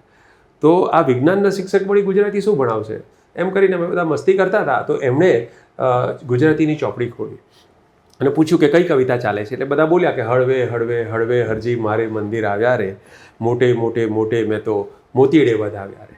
એટલે આ વિજ્ઞાનના સરે તો સવાલ પૂછવાના ચાલુ કર્યા કે હરજી ક્યાં આવે છે. તો છોકરીઓ બધી આગળ બેઠેલી ઉત્સાહી એ જવાબ આપે એટલે આપણે બોલવાની જરૂર ના પડે. એટલે એમણે જવાબ આપ્યો કે હરજી કવિના મંદિરમાં આવે છે. તો કે કવિ પાસે કે મંદિર હોય, ખોટી વાત છે. પછી કે કવિ હરજીનું સ્વાગત કઈ રીતે કરે છે. એટલે છોકરીઓ ફરીથી બોલી કે મોટા મોટા મોતી વડે કવિ હરજીનું સ્વાગત કરે છે. ખોટી વાત છે, કવિ તો ગરીબ હોય, કવિ પાસે મોતી હોય. પછી બધા વિચારમાં પડી ગયા કે આ સાહેબ આવું કેમ કરે છે, ચોપડીમાં તો આમ જ લખ્યું છે. પછી સરે મને ઊભો કર્યો કે તું ઊભો થા. પછી હવે ત્યાં સુધી હું મસ્તીમાં હતો અને ત્યાં સુધી મને પણ આ વસ્તુને મેં પડકાર તરીકે લીધી કે આ ચોકસી સાહેબના મગજમાં એવું તો શું છે કે આ જે દેખીતી રીતે સાચો જવાબ લાગે છે કે હળવે હળવે હળવે હરજી મારે મંદિર આવ્યા રે, મોટે મોટે મોટે મેં તો મોતીડે વધારે, આમાં કંઈ પ્રોબ્લેમ નથી, આ પરફેક્ટ છે. તો એમ કે સાચો જવાબ શું છે. એટલે મેં જવાબ આપ્યો. મને તે જ ઘડીએ તત્ક્ષણ સૂઝ્યું કે હરજી કવિના હૃદયરૂપી મંદિરમાં આવે છે અને કવિ આંસુરૂપી મોતીથી એમનું સ્વાગત કરે. તો સર કે કરેક્ટ, આ સાચો જવાબ છે. કવિતામાં આ રીતે વાત થાય. તો મને તે દિવસે પહેલી વાર આ હૃદયરૂપી મંદિર અને આંસુરૂપી મોતી આવી એક કલ્પના મગજમાં આવી. અને પછી એક ભાષાની કેવી રસિક સાઇડ છે કે જે ભાષાને આપણે કોમ્યુનિકેશન માટે ઉપયોગ કરીએ છીએ, એ ભાષા લાગણી ઉત્પન્ન કરવા માટે ઉપયોગ થઈ શકે, આવો ખ્યાલ મને 11 વર્ષની ઉંમરે. એટલે તમે જુઓ કે કવિતાનું જે એક્ઝેક્ટલી એસેન્સ જે છે એ છે કે કવિતા શબ્દદેહે પણ હોય, પછી એ અર્થદેહે પણ હોય. એટલે એક મેટામોર્ફોસિસ. તો આ જે મેટાફર હતું આની અંદર રહીશે જે ઉદાહરણ આપ્યું એ ઇટ વોઝ અ મેટાફર. તો આ કવિએ પામવાનું હોય અને એ તો એની સફરમાં ઘણા વર્ષો પછી ઘણા કવિઓ પામતા હોય. ત્યાં સુધી તો લોકો લેંગ્વેજ ને ભાષા અને કાફિયા અને છંદ રદીફમાં જ રહી જતા હોય. પણ આ મેટાફર એમને પહેલેથી જ ખબર હતી. એટલે એમનું સ્ટાર્ટિંગ જ મેટાફરથી થયું કે જે લોકોને વર્ષો પછી થાય. મને યાદ આવે રહીશભાઈ કે જ્યારે હું એકદમ નાનો હતો ને આ ઉંમરે, કે હું નવો કવિતા લખતો થયો, એ ગાળામાં રમેશ પારેખની એક ગઝલ છપાયેલી ને લોકો બહુ સાંભળતા કે સડકની વચ્ચે સાવ કાગડો મરી ગયો, ખુલે ખુલ્લો બનાવ કાગડો મરી ગયો, એ કાગડો મર્યો કે એનું કાગડાપણું મર્યું, ગમે તે અર્થ તું ઘટાવ કાગડો મરી ગયો, ને શું કામ જઈને બેસતો એ વીજળીના તાર પર, નડ્યો છે જોખમી સ્વભાવ કાગડો મરી ગયો, ને લ્યો કાગડાના વેશમાંથી કાગડો ઉડી ગયો, હવે આ રાષ્ટ્રગીત ગાઓ કાગડો મરી ગયો. તો આ બધાને એટલી બધી ગમતી હતી. પછી રમેશભાઈ એકવાર મળ્યા અને ત્યારે એણે કહ્યું કે આ તો સંજય ગાંધી એરપ્લેનમાં ક્રેશ થઈ ગયું પ્લેન, એના ઉપર મેં લખી છે. ત્યાર પછી અમે પાછું વાંચ્યું અને ત્યારે ખબર પડી કે આણે કયું મેટાફોર છે. અને વર્ષો સુધી લોકો કાગડો વિચારીને આ કવિતા સાંભળતા હતા. કાગડો વિચારીએ તો પણ આ કવિતા તો ગમે એવી હતી, કારણ કે તમે કાગડો છે ને વીજળીના તાર પર બેસે છે કાગડોને, એને કરંટ લાગે છે. કવિતાની તાકાત પણ છે કે કોઈ જે વાત તમે જ્યારે કટોકટીનો સમય હતો અને જ્યારે ઇન્દિરા ગાંધી સામે કંઈ પણ બોલવું એ આફતને નોતરી દેવા જેવું હતું, ત્યારે મનહર મોદી એક શેર લખેલો કે બને તો એમને કહેજો કે ખુશ્બુ મ્યાનમાં રાખે, કે બને તો એમને કહેજો કે ખુશ્બુ મ્યાનમાં રાખે, બગીચામાં બધા ફૂલોની હમણાં ઘાસ ચાલે છે. ક્યાં વાત. તો આ કવિતાની તાકાત છે. બીજું મને ગાલિબનું ઉદાહરણ યાદ આવે. એ ગાલિબ તો મુસ્લિમ ધર્મમાં જન્મેલી વ્યક્તિ, તે જમાનામાં રાજા બહાદુર શાહ જફર, એટલે આમ ભલે મુક્ત વાતાવરણ હતું પણ ઇસ્લામમાં એની ટાઈમ એવો એક પ્રભાવ હોય કે તમે ધર્મની અંદર વર્ણન કરેલી વસ્તુનો છેદ ના ઉડાવી શકો, એની વિરુદ્ધમાં કંઈ પણ વાત કરો તો તમને કુફર અથવા શિર્કનો ગુનો લાગી શકે. તો ગાલિબ એક શેર લખે છે કે હમકો માલુમ હૈ જન્નત કી હકીકત લેકિન. ગાલિબ તો આ સંસારના માણસ છે, એને સ્વર્ગ ને નરક સાથે શું લાગે વળગે, પણ એવું કહેવું એ સમયમાં મુસ્લિમ રાજાના સમયમાં એ અઘરું છે. તો ગાલિબ કહે છે કે हमको मालूम है जन्नत की हकीकत लेकिन दिल को खुश रखने को गालिब ये ख्याल अच्छा है. દિલને રાજી રાખવા માટે આ બધા લટકતા ગાજર જેવા, જેમ કોર્પોરેટ જગતમાં ગાજર હોય છે એમ ઈશ્વરે એક આ સ્વર્ગ નામનું ગાજર લટકાવેલું છે. અભિવાદ ગાલિબ એમ નથી કહેતા કે સ્વર્ગ જેવું કશું હોતું નથી. ગાલિબ શું કહે છે? हमको मालूम है जन्नत की हकीकत, लेकिन जन्नतની વાસ્તવિકતા શું છે એ હું જાણું છું. મોગમમાં કવિ વાત કરે છે. તો આ છે કે શબ્દનો સંયમ રાખીને. તો મુકુલભાઈ, આપણે વાતને આગળ ચલાવીએ અને આપણી પહેલી મુલાકાત જે થયેલી તેની વાત મને કરવી છે. 1983 સુધી મેં કવિતાની જે શરૂઆત કરી હશે 76માં કે એમ તેમ, એ ઠીકઠાક 1981માં મારી પહેલી કવિતા પ્રગટ થયેલી. એ ગુજરાત સમાચાર આનંદ મેળો, જેમાં કચ્ચરપટ્ટી બધી કવિતાઓ લખે, બધી અત્યારે પણ બધા પેપરોમાં આવે જ છે એ પ્રકારની કવિતાઓ. કોઈ ઉઠાંતરી કરેલી કવિતા હોય, કોઈની કેવી કવિતા હોય. તો આવી કવિતાઓની વચ્ચે એક બે મારી કવિતા પણ પ્રગટ થયેલી 1981, 15 વર્ષની ઉંમર હતી મારી ત્યારે. એ પછી ફિલ્મી ગીતો સાંભળતા મારા પપ્પા અને મમ્મી. શકીલ બદાયુનાના ગીતો, મજરૂ સુલતાનપુરી, હસરત જયપુરી, આપણા સાહિર લુધિયાનવી સૌથી વિશેષ. તો આ બધા ગીતો પરથી મને એક પકડ આવવા માંડી. એક નાનપણમાં મને ટેવ હતી કે એક ગીતમાં, અને ખાસ કરીને કવ્વાલીનો કાર્યક્રમો થતા. તમે પણ તમારા ઘરની બાજુમાં ખલીફા મોહલ્લામાં કવ્વાલીઓ ખૂબ સાંભળી છે. હા, અને મેં પણ સાંભળી. તો આ કવ્વાલીના પ્રોગ્રામમાં શું હોય કે પહેલાં 2, 3, 4 રચના, ધાર્મિક રચનાઓ હોય, અને પછી પાછળની જે રચનાઓ હોય ને એ બધી ફિલ્મી ગીતો પર આધારિત હોય. તો ટ્યુન ફિલ્મી હોય પણ રચના નવી લખેલી હોય. તો મને આનો બહુ રોમાંચ થતો. અને હું તે જમાનામાં એક દિલ કે અરમાં આંસુ મેં બે ગયે ગીત, સલમા આગાનું, તો એ ગીતના મીટરમાં બીજી કવ્વાલીઓ લખીને કવ્વાલો ગાતા. ટ્યુન એ જ હોય, શબ્દ બદલી નાખીએ. તો મને એમ થાય કે આ એક ટ્યુનમાં, અને પછી તો મને રમત થઈ ગઈ. અને મેં હિન્દી ફિલ્મમાંથી 20-25 ગીતો એવા શોધી કાઢ્યા કે જે એક ગીતના ટ્યુનમાં બીજું ગીત ગાઈ શકાય. એટલે આ છંદની ટ્રેનિંગ હતી. પછી મને ખબર પડી. એટલે એમ કરતાં કરતાં હું કાચું પાકું છંદમાં લખતો થયો. હવે વાત આવે છે cut to 1983, Surat medical college, અને મારી ઉંમર છે 18 વર્ષની. અને લગભગ ઓગસ્ટ મહિનાની 20મી તારીખ છે. મારો 19 ઓગસ્ટ મારો જન્મદિવસ, એની આસપાસ જ આ ઘટના બનેલી. 17 વર્ષની ઉંમર હતી. તો મારી મેડિકલ કોલેજ, લોકોને એમ છાપ પડે મેડિકલ કોલેજ એટલે એમ કેવી વિદ્યાનું મંદિર, એવી છાપ પડે. પણ સુરત મેડિકલ કોલેજમાં તમે ત્યારે આવ્યા હો 1983માં, તો તમને ખબર પડે કે અમુક છોકરાઓ 19 વર્ષથી પાસ થવાના બાકી હતા, અમુક 14 વર્ષથી પાસ થવાના બાકી હતા, અમુક 12 વર્ષથી બાકી હતા. હોસ્ટેલમાં તમને જેલમાં પણ ન મળે એવી સુવિધાઓ હોસ્ટેલમાં મળતી, જે તિહારની કે બીજી કોઈ જેલમાં એમ કહેવાય ને કે પોલીસો તમને બધી મોબાઈલથી લઈને શરાબથી લઈને બધી વ્યવસ્થા કરી આપે. તો એવી બધી વ્યવસ્થા અમારી હોસ્ટેલમાં થઈ જતી. આવું વાતાવરણ, અને રેગિંગ ચાલતું. નવા વિદ્યાર્થીઓ આવે એટલે એનું ભરચક રેગિંગ થાય પહેલા વર્ષમાં. તો આવા સંજોગોમાં એક દિવસ, હજુ થોડાક જ દિવસ કોલેજ શરૂ થયેલા, 15 દિવસ, અને એક સિનિયર વિદ્યાર્થી રસેશ શાહ નામનો આવે છે અને મને કહે છે, રઈસ મનિયાર કોણ છે? રઈસ મનિયાર. એટલે મને થયું માર્યા થાય, આ કોઈ સિનિયર મને પકડશે અને મને રેગિંગ કરશે. એટલે હું તો ગભરાતો ગયો, બહાર નીકળ્યો. બહાર કોલેજના બિલ્ડિંગની બહાર એક ભાઈ લ્યુના પાર્ક કરીને ઊભેલા હતા. લાલ કલરનું લ્યુના હતું, અને ભાઈની ઊંચાઈ મારી 5 ફૂટ 8 ઇંચ, એ ભાઈની ઊંચાઈ 5 ફૂટ 4 ઇંચ. મને થયું કે બહુ, અને દાઢીવાળા હતા, બહુ આમ બળવાન નહોતા લાગતા. મને થયું કે બહુ ખતરનાક નથી, કંઈ પ્રોબ્લેમ આવે એવું લાગતું નથી. કરીને શું કરશે એમ કરતાં હું ગયો ડરતા. પછી એમણે વાત કરી કે હું મુકુલ ચોકસી છું. એમ કે ઓહો, તમે તો કવિ છો? તો કે હા, પણ હું આ કોલેજનો વિદ્યાર્થી પણ છું. તો મને ત્યારે ખ્યાલ આવ્યો કે મુકુલ ચોકસી એ મારા સિનિયર છે. એ દિવસે એમણે મને પોતાના કાવ્ય સંગ્રહ ભેટ આપ્યા. પછી મને એકવાર બેસાડીને મને છંદો શીખવ્યા ગઝલના. મારી જે થોડી ઘણી ભૂલો, મને કીધું કે તારી નોટિસ બોર્ડ પર કવિતા મેં વાંચી અને એ કવિતા સારી છે એટલે મેં તને બોલાવ્યો.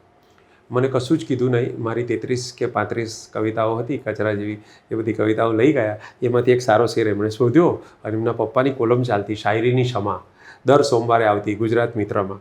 તો એ કોલમની અંદર એમણે એ મારો શેર છાપ્યો.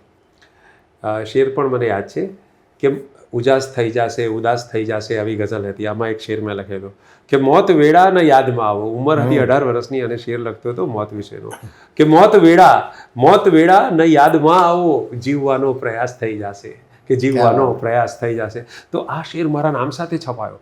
એટલે છાકો પડી ગયો મારો. તો બધા લોકો ગામમાં વાત કરવા લાગ્યા કે અરે, મનોહરલાલ ચોકસીએ રઈસ મનિયાર આ છોકરાનો શેર છાપ્યો. મારા પપ્પાથી લઈને, મારા સગાવાલાથી લઈને, ઓળખીતા મિત્રો બધામાં. અને એમ કરતાં પછી કવિતાની યાત્રા ચાલુ થઈ. પહેલા 5 વર્ષ સુધી આનો એક પુરવાર એવો હતો કે હું કોલેજનો બહુ શું કહે રીડો કવિ હતો, અને મારે તો નીકળી જવાનું હતું 78માં ગયો 83માં તો કોલેજ છોડી દેવાની હતી પણ આપણે ડ્રોપ લઈને બહુ શાંતિથી ધીમી ગતિએ ક્લાસમાં ઓછું જતા હતા, બાગ બગીચામાં બેસી રહેતા, કેન્ટીનમાં બેસતા, ટેબલ ટેનિસ રમતા, એટલે બહુ આરામથી પાસ કરી સાહેબો સિવાય બધા જ ઓળખે આપણને, કેન્ટીનના એ પણ ઓળખે અને પટાવાળાઓ પણ ઓળખે. તો બધું નોટિસ બોર્ડ સંભાળતો હતો હું. એ નોટિસ બોર્ડ પર જાત જાતની કવિતાઓ મૂકતા ને બધું બહુ તોફાનો જ કરતા. દરરોજ અમે એક આખો મહિનો એવો કરેલો, એક અધિક માસ એવો કરેલો કે રોજ એક છોકરી વિશે એક કવિતા હોય, પણ એ છોકરી કોણ છે એ આવીને શોધે, તેને અમે ઇનામ આપતા. તો 30 દિવસ સુધી આ ચલાવેલું અને આવું બધું કામકાજ કરતા. એવામાં નોટિસ બોર્ડ પછી બીજા કોઈ સંભાળતા હતા, તો મેં કવિતા જોઈ નોટિસ બોર્ડ પર, એટલે આ તો કોઈ સિદ્ધસ્થ કવિની જ કવિતા હોય એવી કવિતા. બધું આ કોણ છે? અને રઈસ મણિયાર નામ લખેલું. એટલે મેં તરત એકાદ બેને બોલાવ્યા. મેં કહું ભાઈ આ છોકરાને શોધો ગમે ત્યાંથી. એટલે કે સાહેબ આ તો ન્યૂ કમર લાગે છે. મેં કહું તમે ગમે ત્યાંથી શોધ્યો, મારે આને તાત્કાલિક મળવું છે. કારણ કે અમારા નોટિસ બોર્ડ પર શુદ્ધ કવિતાઓ તો આવતી જ નહીં ક્યારેય, અમે તો આ બધા તોફાન જ કરતા હતા. તો પહેલી વાર આવી સાદ્યંત, જેને ગઝલ જેને કવિતા કહી શકાય એવી કવિતા પહેલી વાર આવી. એટલે એ કવિતા રઈસની હતી અને કોઈએ મને બતાવ્યો કે જો પહેલો, એટલે ત્યાં આગળ હું ઊભો રહ્યો અને ત્યારે અમારી પહેલી મુલાકાત થઈ. પછી મુકુલભાઈ આખા ગુજરાતમાં, પહેલાં તો સુરતમાં અલબત્ત ગની દહીવાલા હોય, જયંત પાઠક હોય, અમર પાલનપુરી હોય, ભગવતી કુમાર શર્મા હોય, આ બધાની સાથે કવિ સંમેલનો હોય.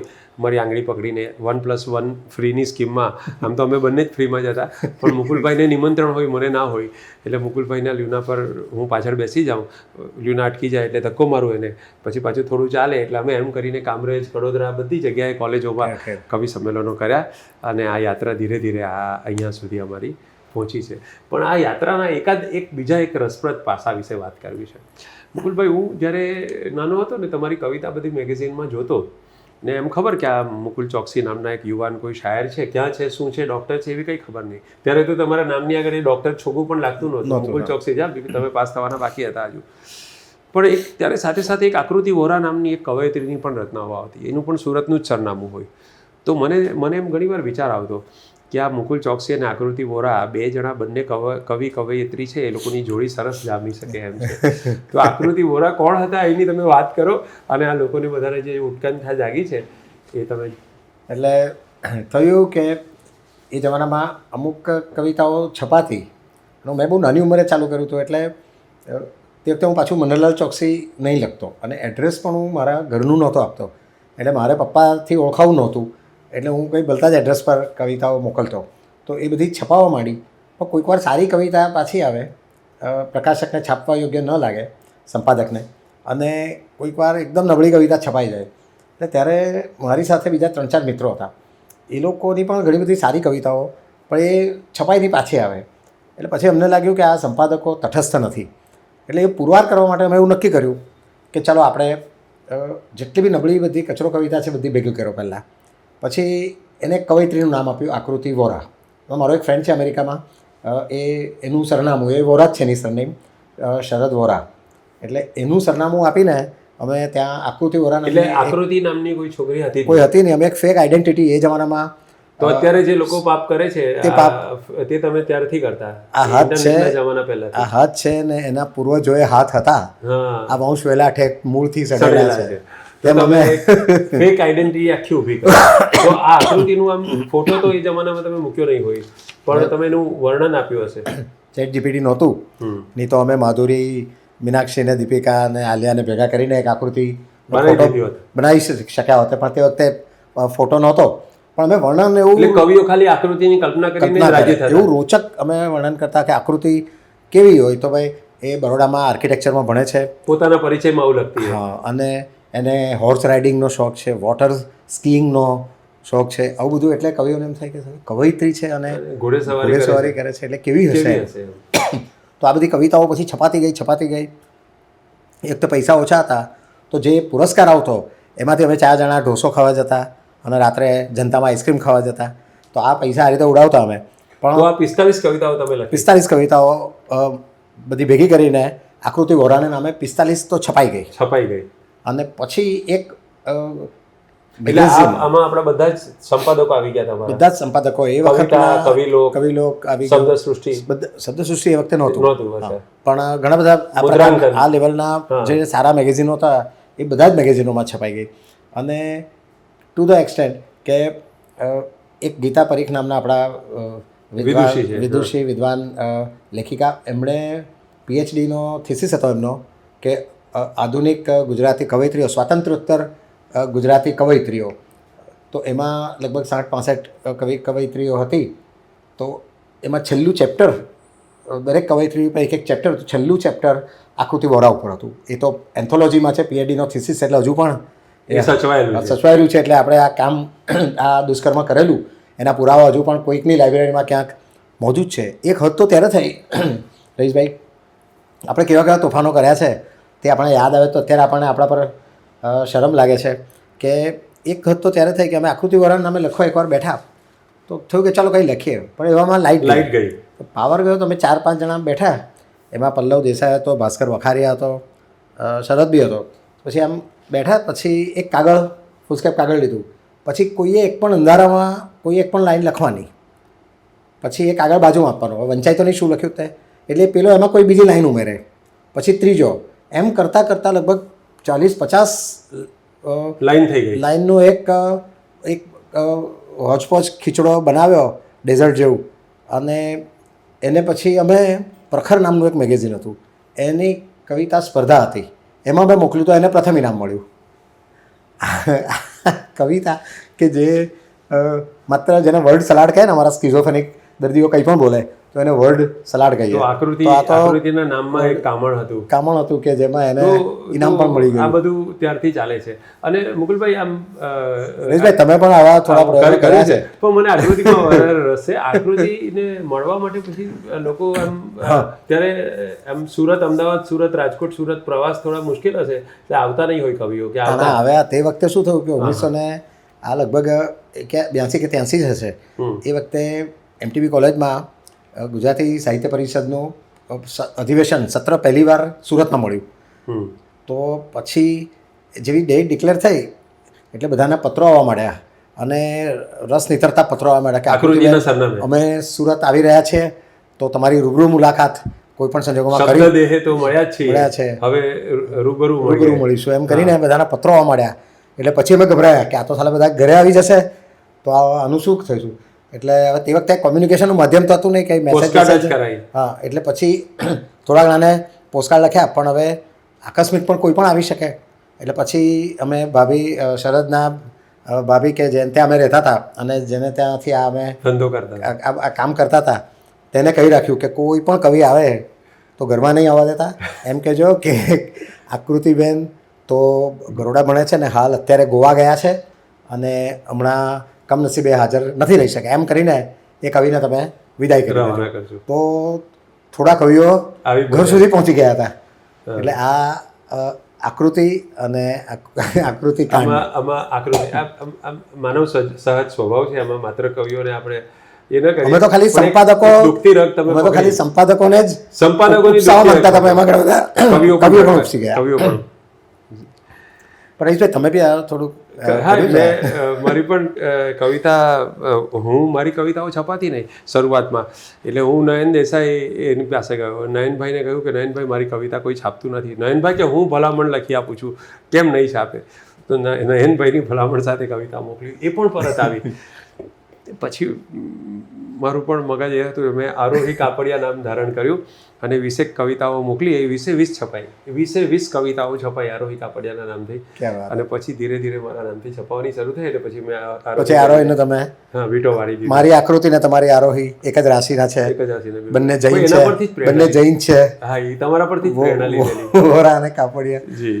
તો આ તો આપણા તો મુકુલભાઈ, આપણે મને લાગે સમય આગળ વધી રહ્યો છે, તો એકાદ બે ગઝલ કે એકાદ બે મુક્તક તમે સંભળાવો, પછી આપણે આગળ વધીએ. કે હો ભીડમાં જ સારું, બધામાં ભળી જવાય. હો ભીડમાં જ સારું, બધામાં ભળી જવાય. કે એકાંતમાં તો જાતને સામે મળી જવાય, ને સામે મળી જવાય તો બીજું તો કંઈ નહીં, પણ કેમ છો કહીને ન પાછા વળી જવાય. વાહ વાહ, ક્યા વાત.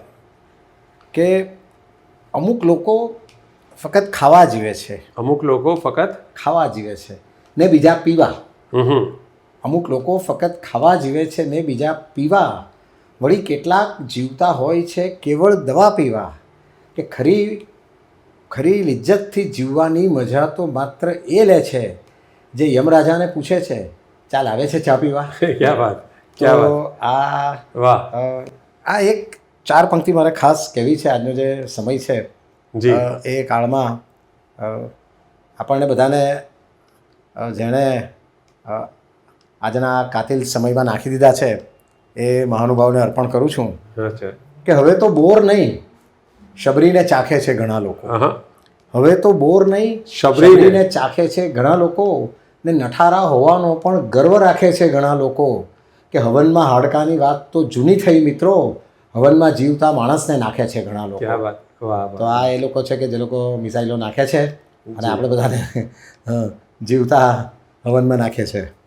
તો મુકુલભાઈ, મને તમે જે કવિતા મને વંચાવેલી યુદ્ધ વિશેની હતી, તમે કવિતા શોધી રાખો એટલી વારમાં હું એક બે શેર યુદ્ધ વિશેની એક વાત કરું. યુદ્ધ પર મને એક સરસ શેર યાદ આવી ગયો કે 2 ક્ષણ જો યુદ્ધ અટકાવી શકો. તમારા પ્રિય માધવ રામાનુજીનું છે કે 2 ક્ષણ જો યુદ્ધ અટકાવી શકો તો ટેન્ક પર માથું મૂકી ઊંઘી શકો. ક્યાં અત્યારે ખરેખર એવી હાલત થઈ છે કે ઇઝરાયલના સૈનિકોએ અને અમેરિકાના સૈનિકોએ પોતપોતાના સેનાપતિઓને ના પાડી છે કે અમારે આ સંહાર કરવો નથી. અને મુકુલભાઈ, તમારે તો ફિલ્ડમાં જે પોસ્ટ ટ્રોમેટિક સ્ટ્રેસ ડિસઓર્ડર જે છે PTSD, એ હત્યાનો કે ત્રાસનો ભોગ બનનાર વ્યક્તિઓને તો થાય જ છે, પણ જે ત્રાસ કરનારાઓમાં હતા એવા લોકોને થાય છે. આ વાત હમણાં જ મેં કરી કે આ અત્યારે હજુ તો અમેરિકાના સૈનિકો સીધા વોરમાં ત્યાં ઈરાનમાં ગયા નથી, પણ વિયેટનામનો અનુભવ કહે છે કે અમેરિકન ટેક્સ્ટબુક, અમેરિકાની સાયકેટ્રીની official textbook, comprehensive textbook of psychiatry, એમાં તે વખતે એ જમાનામાં અમે જ્યારે ભણતા હતા ત્યારે નવો શોધાયેલો disorder post traumatic stress disorder, એટલે કોઈને અકથ્ય આઘાત લાગે તો એના પછી એની જે માનસિક હાલત થાય એ ડિસઓર્ડર, તો એ વિયેતનામમાં અમેરિકાનું સૈન્ય ગયું હતું અને વિયેતનામના તો કેટલાય લોકો મરી ગયા એમાં, અને એમાં તો કેટલાય લોકો આઘાતમાં સરી પડ્યા. પણ એ જે અમેરિકન સૈનિકો એ વિયેતનામ રહ્યા ઘણા મહિનાઓ સુધી, એ લોકો જ્યારે અમેરિકા પાછા આવ્યા તો આવ્યાના 20 વર્ષ પછી સડનલી એમાંના કેટલાક સોલ્જર્સને રાત્રે ઊંઘમાં ઝપકીને જાગી જાય, ઊંઘ ઉડી જાય, અડધી રાત્રે પેલા બધા મારપીટના દ્રશ્યો દેખાય. તો અમેરિકન સોલ્જર્સને આ રોગ થયો હતો. તો અત્યારે અમેરિકા વોર કરે છે, પરંતુ અમેરિકન સોલ્જર જો ત્યાં ધરતી પર ઉતરશે તો 25 વર્ષ પછી પણ પોસ્ટ ટ્રોમેટિક સ્ટ્રેસ ડિસઓર્ડર એના પડઘા એમના મનમાં પડઘા થશે. એટલે એક મહાસત્તા તરીકે આપણી પાસે સંહાર કરવાની, માણસોને સાગમટે મારી નાખવાની ગમે એટલી શક્તિ આવે, પણ એક માણસ તરીકે આપણી માનસિક શક્તિઓની એક મર્યાદા છે કે કેટલો ત્રાસ આપી શકે બીજી વ્યક્તિને અથવા પોતે કેટલો ત્રાસ સહન કરી શકે. તો આપણું જીવન બહુ નાજુક છે. આપણા બધાની જીવનની જે બધા દોરાઓ છે બહુ તાણાવાણા છે, એ બધા એકદમ કોમળ તંતુઓ છે. અને મહેરબાની કરીને આપણે ધર્મ કે દેશ કે સંપ્રદાય કે બીજા કોઈ પણ સુપિરિયરિટીના વાડાઓમાં બંધાવા વગર રહી શકે તો બહુ સારી વાત છે. તો એક સરસ મજાની કવિતા છે, તો મુકુલભાઈ જે સંભળાવશે. આ પણ દાયકાઓ પહેલાંની કવિતા છે અને તે વખતે આપણને થતું હતું કે આ જે હિબ્રુ કવિતા છે અને એ જ ઇઝરાયલમાં લખાય છે આ કવિતા, કે જે આજે ઓપોઝિટ સાઈડ પર છે. જે એક વખતે ઓપ્રેસ્ડ હતા, એ વખતે પીડિત હતું, એ ઓપ્રેસર થવા માંડ્યા, હવે ઓપ્રેસર થવા માંડ્યા. એક પીડિત રાષ્ટ્ર હતું અને એના એક કવિએ યહુદા એમિચાઈ, બહુ અદ્ભુત કવિ, અને જે આ પ્રકારના આ ઝોનરના જે કાવ્યો છે એમાં કદાચ સૌથી હૃદયસ્પર્શી કાવ્યો લખનાર આ કવિ, કે બોમ્બનો વ્યાસ છે 30 સેન્ટીમીટર, બોમ્બનો વ્યાસ છે 30 સેન્ટીમીટર અને એની વિનાશ શક્તિના વર્તુળનો વ્યાસ છે લગભગ 7 મીટર. એની વિનાશ શક્તિના વર્તુળનો વ્યાસ છે લગભગ 7 મીટર, જેમાં પડ્યા છે 4 મરેલા અને 11 ઘવાયેલા. અને એમની ચોતરફ સમય અને વેદનાના એક વધારે મોટા વર્તુળમાં વેર વિખેર ઊભા છે 2 દવાખાના અને 1 કબ્રસ્તાન. વાહ. 100 કિલોમીટરથી એ વધુ દૂરથી આવેલી સ્ત્રીને એના શહેરમાં જ્યાં દફનાવી તે જગ્યા આ વર્તુળને વધારે વિસ્તારી દે છે. ઓહ. 100 કિલોમીટર દૂરથી આવેલી સ્ત્રીને એના શહેરમાં જ્યાં દફનાવી તે જગ્યા વર્તુળને વધુ વિસ્તારી દે છે. અને તેના મૃત્યુ પર આંસુ સહારતો એકલો અટૂલો માણસ જે દરિયા પાર રહે છે એ આખી દુનિયાને આ વર્તુળમાં સમાવી લે છે. ઓહો. અને હું કંઈ નહીં કહીશ અનાથ બાળકોના એ હિબકા વિશે. હમણાં 140 બાળકો ભૂંજાઈ ગયા એક મિસાઇલમાં. હું કંઈ નહીં કહીશ. અને હું કંઈ નહીં કહીશ અનાથ બાળકોના એ હિબકા વિશે જે ઈશ્વરના સિંહાસન સુધી અને એનાથી આગળ પહોંચે છે અને એક આ વર્તુળને એક અનંત અને ઈશ્વર વિહોણું બનાવી દે છે. વાહ વાહ વાહ વાહ. કેટલી મોટી વાત કરી છે કવિ કે એક બોમ્બ 30 સેન્ટીમીટરનું એક ચક્ર છે, પછી એની બહાર 7 મીટરનું ચક્ર બને છે, એની બહાર 100 કિલોમીટરનું, એની બહાર દરિયા પાર એનો પતિ રહે છે ત્યાં, એની બહાર આખું વિશ્વ, પછી ઈશ્વર અને ઈશ્વરથી પણ બહાર. તો એક તમે કાંકરો નાખો અને વમળ વિસ્તરે એમ એક બોમ્બની વિનાશકતા છે એ એક જગ્યા પર કેન્દ્રિત નથી રહેતી. અને આપણે સૌ જાણીએ છીએ કે વિધવાના આંસુ, એ વિધવા હોય ઈરાનની કે ઇઝરાયલની, એના આંસુનો રંગ જુદો હોતો નથી. એ અનાથ બાળકની વેદના છે, એ વેદનાનો રંગ કોઈ જુદો હોતો નથી. એટલે આપણે સૌ ઈચ્છીએ કે આ સદબુદ્ધિ આવે.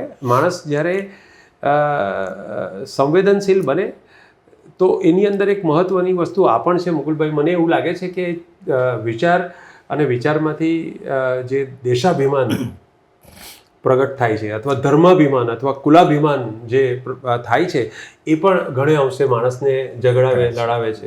અને આપણે સૌ માણસો એકબીજાને માણસ તરીકે જોતા થઈએ એ બહુ જરૂરી છે. આપણા ભારતે પણ આમાંથી ઘણી બધી શીખ લેવાની છે. કેમ કે મને હિન્દુત્વથી બીજો કોઈ વાંધો નથી, પણ સામે લડનારું કોઈ નહીં રહેશે તો હિન્દુ અંદર અંદર લડશે. મને ખબર છે કે 20 વર્ષ પછી, 40 વર્ષ પછી સવર્ણ, દલિત કે રાજપૂત, કોળી આ દરેક પ્રકારના વાડામાં બંધાવવાની આપણી શક્યતા રહે છે.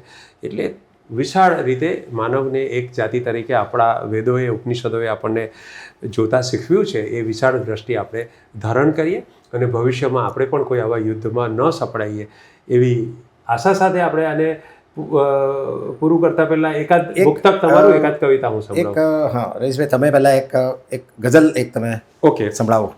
કે એવું નથી કે રસ્તો બહુ લાંબો મળ્યો છે, એવું નથી કે રસ્તો બહુ લાંબો મળ્યો છે, થોડી જ જગામાં ઘણો ચક્રાવો મળ્યો છે. કે થોડી જ જગામાં ઘણો ચક્રાવો મળ્યો છે, હર એકને અહીં આગવો મૂંઝારો મળ્યો છે. કે હર એકને અહીં આગવો મૂંઝારો મળ્યો છે, તમને એ તમારો ને મને મારો મળ્યો છે, તમને એ તમારો ને મને મારો મળ્યો છે. આ ખ્વાબ, આ ઈચ્છા, આ તરંગો, આ હકીકત, કે આ ખ્વાબ, આ ઈચ્છા, આ તરંગો, આ હકીકત મારો બહુ મુશ્કેલીથી સરવાળો મળ્યો છે. કે મારો બહુ મુશ્કેલીથી. એને 3 શેર સંભળાવીને પછી તમને સોંપું કે શબ્દની ચકમક મળી હતી. આપણું જે જીવન છે એ અમુક મેળવેલી વસ્તુ અને અમુક કેળવેલી વસ્તુ, કેટલું શું મેળવ્યું ને શું કેળવ્યું એની વાત મેં આમાં કરી છે. કે શબ્દની ચકમક મળી હતી, ગીત હું જાતે શીખ્યો, કઈ મળી એવી અધૂરપ, પ્રીત હું જાતે શીખ્યો. માણસ પોતાની અધૂરપ પૂરી કરવા માટે પ્રેમ કરતો હોય છે. કે શબ્દની ચકમક મળી હતી, ગીત હું જાતે શીખ્યો, કઈ મળી એવી અધૂરપ, પ્રીત હું જાતે શીખ્યો. ને કેમ જીવન જીવવું ના દાખલા પુષ્કળ હતા. દાખલા એટલે સમ્સ અને દાખલા એટલે એક્ઝામ્પલ્સ, બંને અર્થમાં. કે કેમ જીવન જીવવું ના દાખલા પુષ્કળ હતા, પણ રકમ પામ્યો અલગ તો રીત હું જાતે શીખ્યો. પણ રકમ પામ્યો અલગ. કોઈનું ઉધાર લીધેલું જ્ઞાન, હાઉ ટુ વિન કે હાઉ ટુ સક્સીડ, એ આપણને કામ લાગતું નથી. કેમ જીવન જીવવું ના દાખલા પુષ્કળ હતા, પણ રકમ પામ્યો અલગ તો રીત હું જાતે શીખ્યો. અને પીડિયાટ્રિશિયન તરીકે લખેલો શેર છે. સમજવા માટે પીડિયાટ્રિશિયન હોવું જરૂરી નથી. હું ભગવાનને કહું છું કે જન્મ વેળા તે રુદનદય મોકલ્યો હતો હે પ્રભુ, કે જન્મવેળા દરેક બાળક રડતું આવે કે જન્મવેળા તે રુદનદય મોકલ્યો તો હે પ્રભુ 1-2 મહિના રહીને સ્મિત હું જાતે શીખ્યો વાહ. કે 1-2 મહિના રહીને સ્મિત હું જાતે શીખ્યો. મુકુલભાઈ, તો છેલ્લે થોડા શેર સંભળાવું. આમ તમે જોઈ રહ્યા છો કે એક કાળા વાળવાળા અને એક સફેદ વાળવાળા 2 જણા તમારી સામે બેઠા છે. સામાન્ય રીતે સફેદ વાળવાળાએ ફિલોસોફીની વાત કરવાની હોય અને કાળા વાળવાળાએ પ્રેમ અને રોમાન્સની વાત કરવાની હોય. પરંતુ અમે આજે અટક બદલી છે તો આજે અટક બદલી છે. અમે અમારા રોલ પણ બદલી નાખ્યા છે. રહીશભાઈ દર્શન અને ફિલોસોફીની વાત કરે છે અને હું શુદ્ધ પ્રેમ અને રોમાન્સની વાત કરું છું. તો થોડાક શેર સજનવા સ્વાગત છે. ના સંભળાવી દઉં કે શબ્દને શોભે નહીં આ કાગઝી વસ્ત્રો સજનવા, શબ્દને શોભે નહીં આ કાગઝી વસ્ત્રો સજનવા, આજથી પત્રોને બદલે લખજે નક્ષત્રો સજનવા. ક્યા વાત. દૂરથી જોનારને કોણ સમજાવે સજનવા, દૂરથી જોનારને કોણ સમજાવે સજનવા, કે નિકટ આવ્યા વિના અમને નહીં ફાવે સજનવા, મધને જો ચાખી જુઓ ને તો જ એ ભાવે સજનવા, મધપુડાને જોવાની થોડી મજા આવે સજનવા, અને ખાલી હો તો પાછી તારી ઓઢણી લઈ લે સજનવા, ખાલી હો તો પાછી તારી ઓઢણી લઈ લે સજનવા, ને હાથ સાથે હો તો કિંમત 100 ગણી લઈ લે સજનવા. વાહ વાહ વાહ વાહ. અને છેલ્લે 1 2 3 4 5 6 7 8 9 10 સજનવા. ઓહો. 1 2 3 તો જાવેદ અખ્તરે 11 12 13 14 1984 માં લખેલું મારા ખ્યાલથી. એના કરતા પહેલા તમે લખ્યું. મેં લખીને છપાવી બી દીધેલું જી કે 1 2 3 4 5 6 7 8 9 10 સજનવા, ચાહવા માટે ગણતરી આટલી છે બસ સજનવા. ક્યા વાત. બહુત પરેશભાઈ, આપણે સમયથી થોડા આગળ હતા. એનો બીજો એક પુરાવો મને હમણાં મળ્યો કે ઓમકારાનું ભારદ્વાજ વિશાલ ભારદ્વાજનું ગીત હતું નહીં, નૈના ઠગ લેંગે. એમાં નૈના તેરે ચંબલ કે લૂંટેરે. તો આ વાત મેં લગભગ 12 વર્ષ પહેલાં લખી હતી કે આપણે એક જ મિનિટ કે અરે રે ગુલઝાર સાહેબનું લખેલું છે. સોરી, ગુલઝારે લખ્યું છે કે એનો સાની મિશ્રો મને યાદ આવે છે કે જાન સામેથી લૂંટાવા ચાલી ચંબલમાં સજનવા. ક્યા વાત. તો આ ત્યારે લખેલું, મને ઉલા મિશ્રો યાદ નથી આવતો, પણ આ સજનવા ને આ વાતો સાથે આપણે એક સમયે આપણી પણ ઈચ્છા હતી કે આપણે ફિલ્મ લાઈનમાં જવું અને ફિલ્મ લાઈનમાં ગીતો લખવા, સ્ક્રિપ્ટ લખવી. રહીશભાઈ, તમે તો હજુ લખો જ છો અને તમે બોલિવૂડમાં લખવાના જ છો. રવાડે ચડાવનાર મને મુકુલ ચોકસી. ભાઈ, બોલિવૂડમાં ગોલીઓ કી રાસલીલા પિક્ચર આપણે જોયું હશે. એમાં પિક્ચરની શરૂઆતમાં જે પેલું દોડતા હોય છે અને જે ગીત છે તે ડૉક્ટર રહીશ મણિયારે લખ્યું છે. એ ખાલી આપની જાણ ખાતર. પણ હા, એટલે અમારી એક જમાનામાં અમારું સપનું હતું કે અમે આ કરીએ, પછી ન કરી શકીએ, અલગ વસ્તુ છે. તો આનંદ છે કે ગુજરાતી ભાષામાં સર્જન કરીએ છીએ ને ગુજરાતી ભાષાએ અમને, ગુજરાતી ભાવકોએ, રસિકોએ આટલા વર્ષ સુધી અમને વેઠી લીધા, સહી લીધા, સાંભળી લીધા અને આજ સુધી સાંભળતી રહી છે.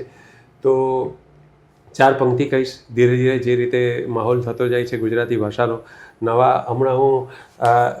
હમણાં ગઈકાલે વોક પર ગયેલો ને મારી આગળ 11 વર્ષની 10 વર્ષની 3-4 છોકરીઓ ચાલતી હતી. તો એક છોકરીએ બીજી છોકરીને કંઈક ચીડવી, તો પેલી છોકરીએ એને કહે છે કે જલા પર નિમક શું કામ છિડકે છે. તો હવે આવું ગુજરાતી થઈ ગયું કે જલા પર નિમક શું કામ છિડકે છે. મેં કહ્યું તું પંજાબી છે?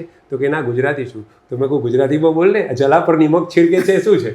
તો આ લોકો છોકરાઓ વિચારતા નથી, સોચે છે. હા, એને મગજ નથી, દિમાગથી સોચીને મેં બહુ જવાબ આપ્યો, આવી રીતે બોલે.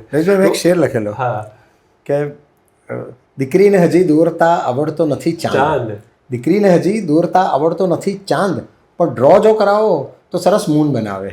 પહેલા તો એ જુલાઈ અને જૂન બનાવે ને બાદ ન ભીજાવાના કાનૂન બનાવે.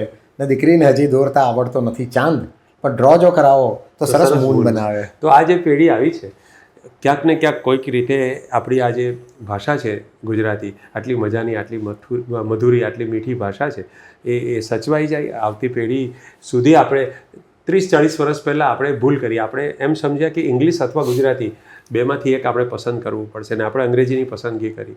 એ ડાયલેમાં ત્યારે એવો હતો જ નહીં. ઇંગ્લિશ અને ગુજરાતી એ ત્યારે પણ શક્ય હતું, એ આજે પણ શક્ય છે.